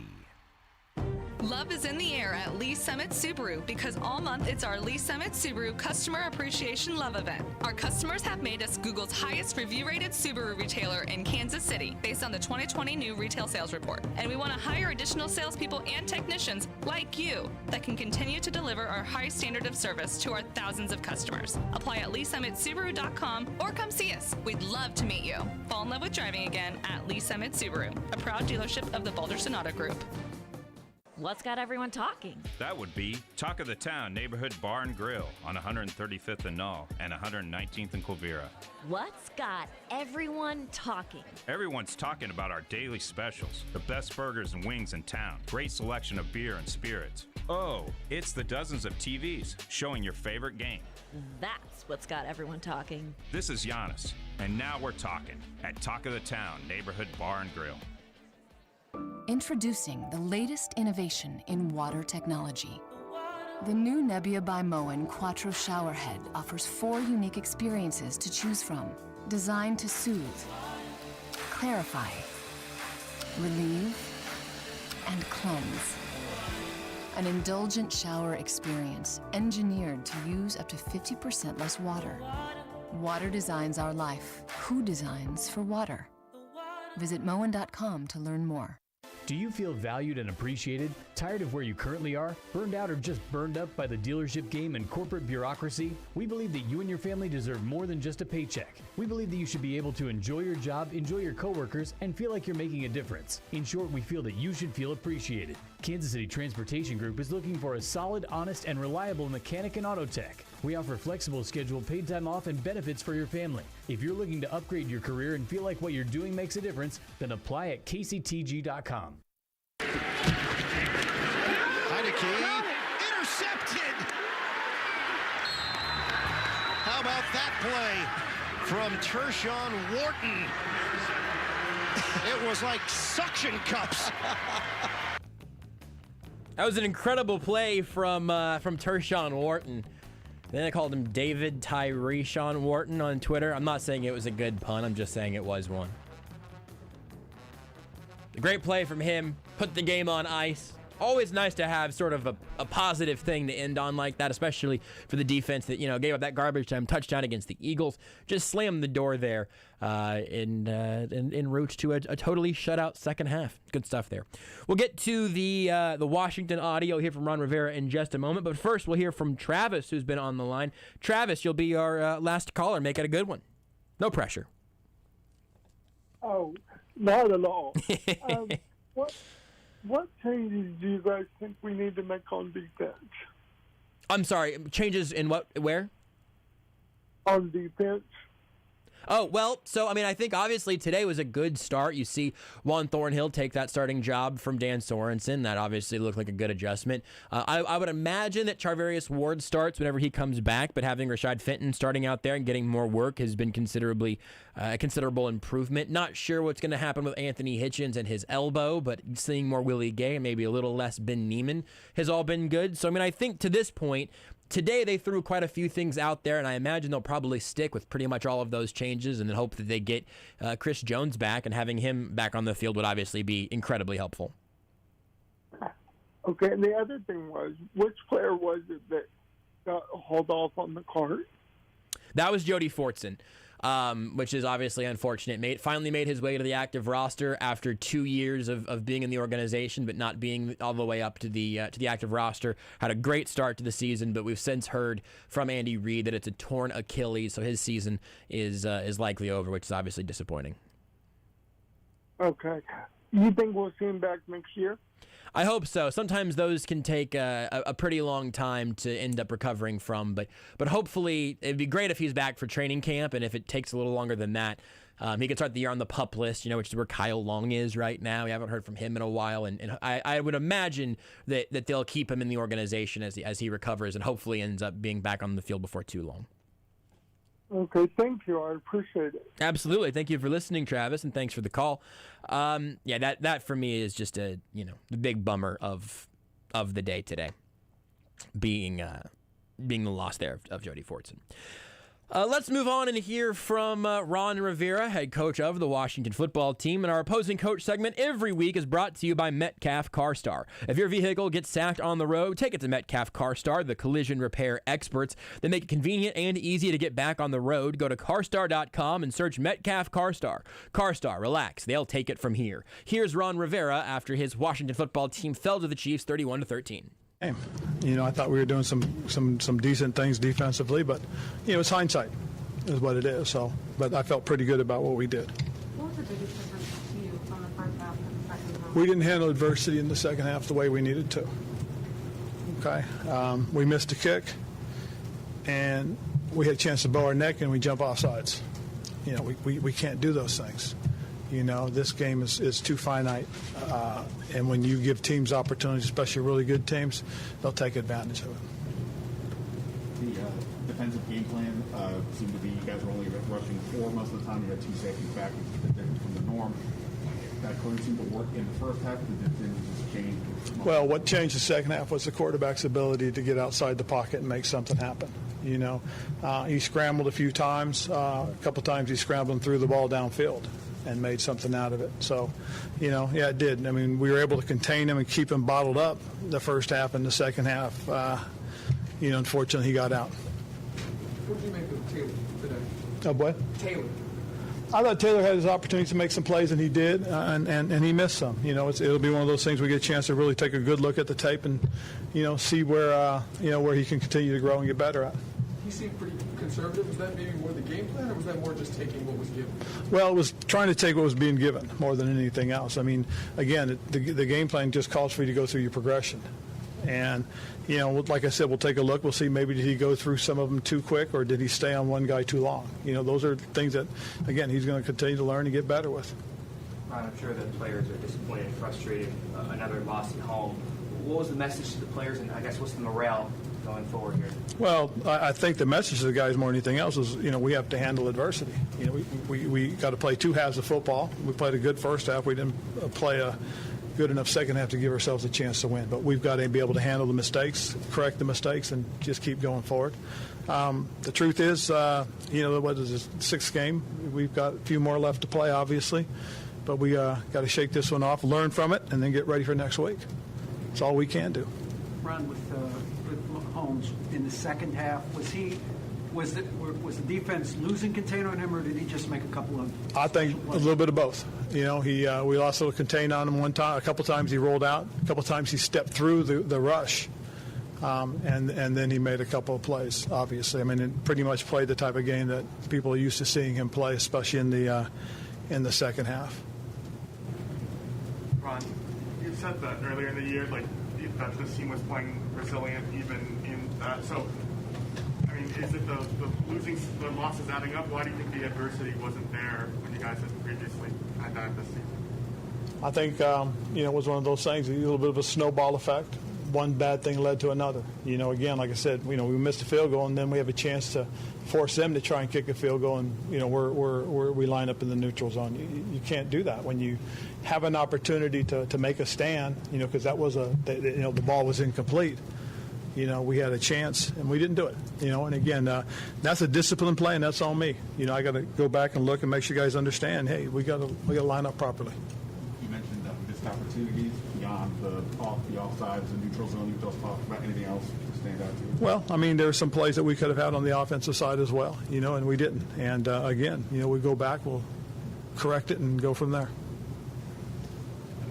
When you see things snowballing, is that something that you want to interject right on the sideline, or how do you handle that? Well, the only way, you know, to slow things down is to make a play, you know.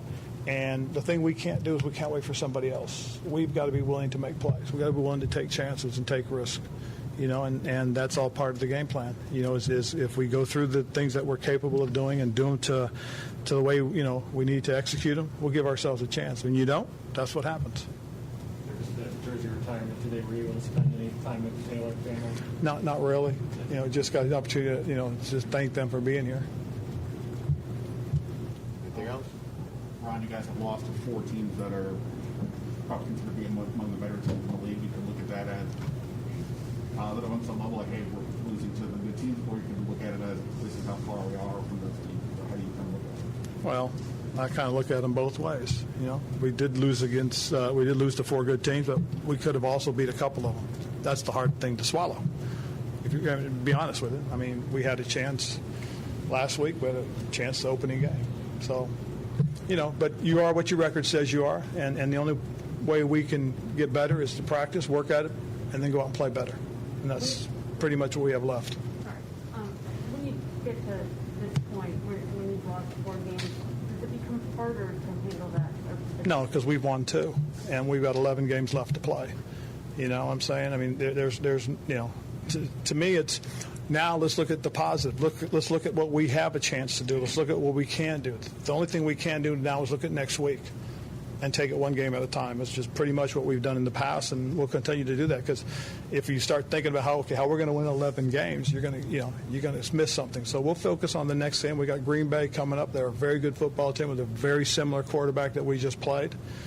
maybe that'll play into our favor, knowing that, who this guy is. I mean, he's special, and we know that.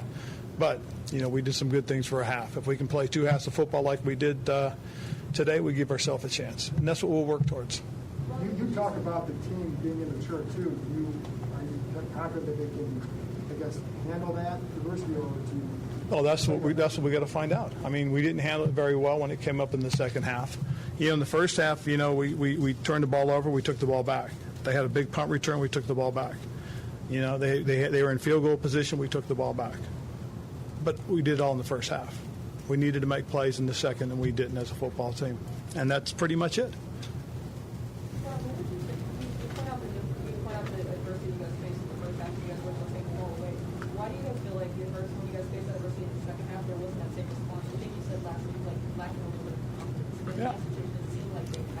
Well, they did, but, sometimes something happens and it kind of takes a little bit of wind out of your sail.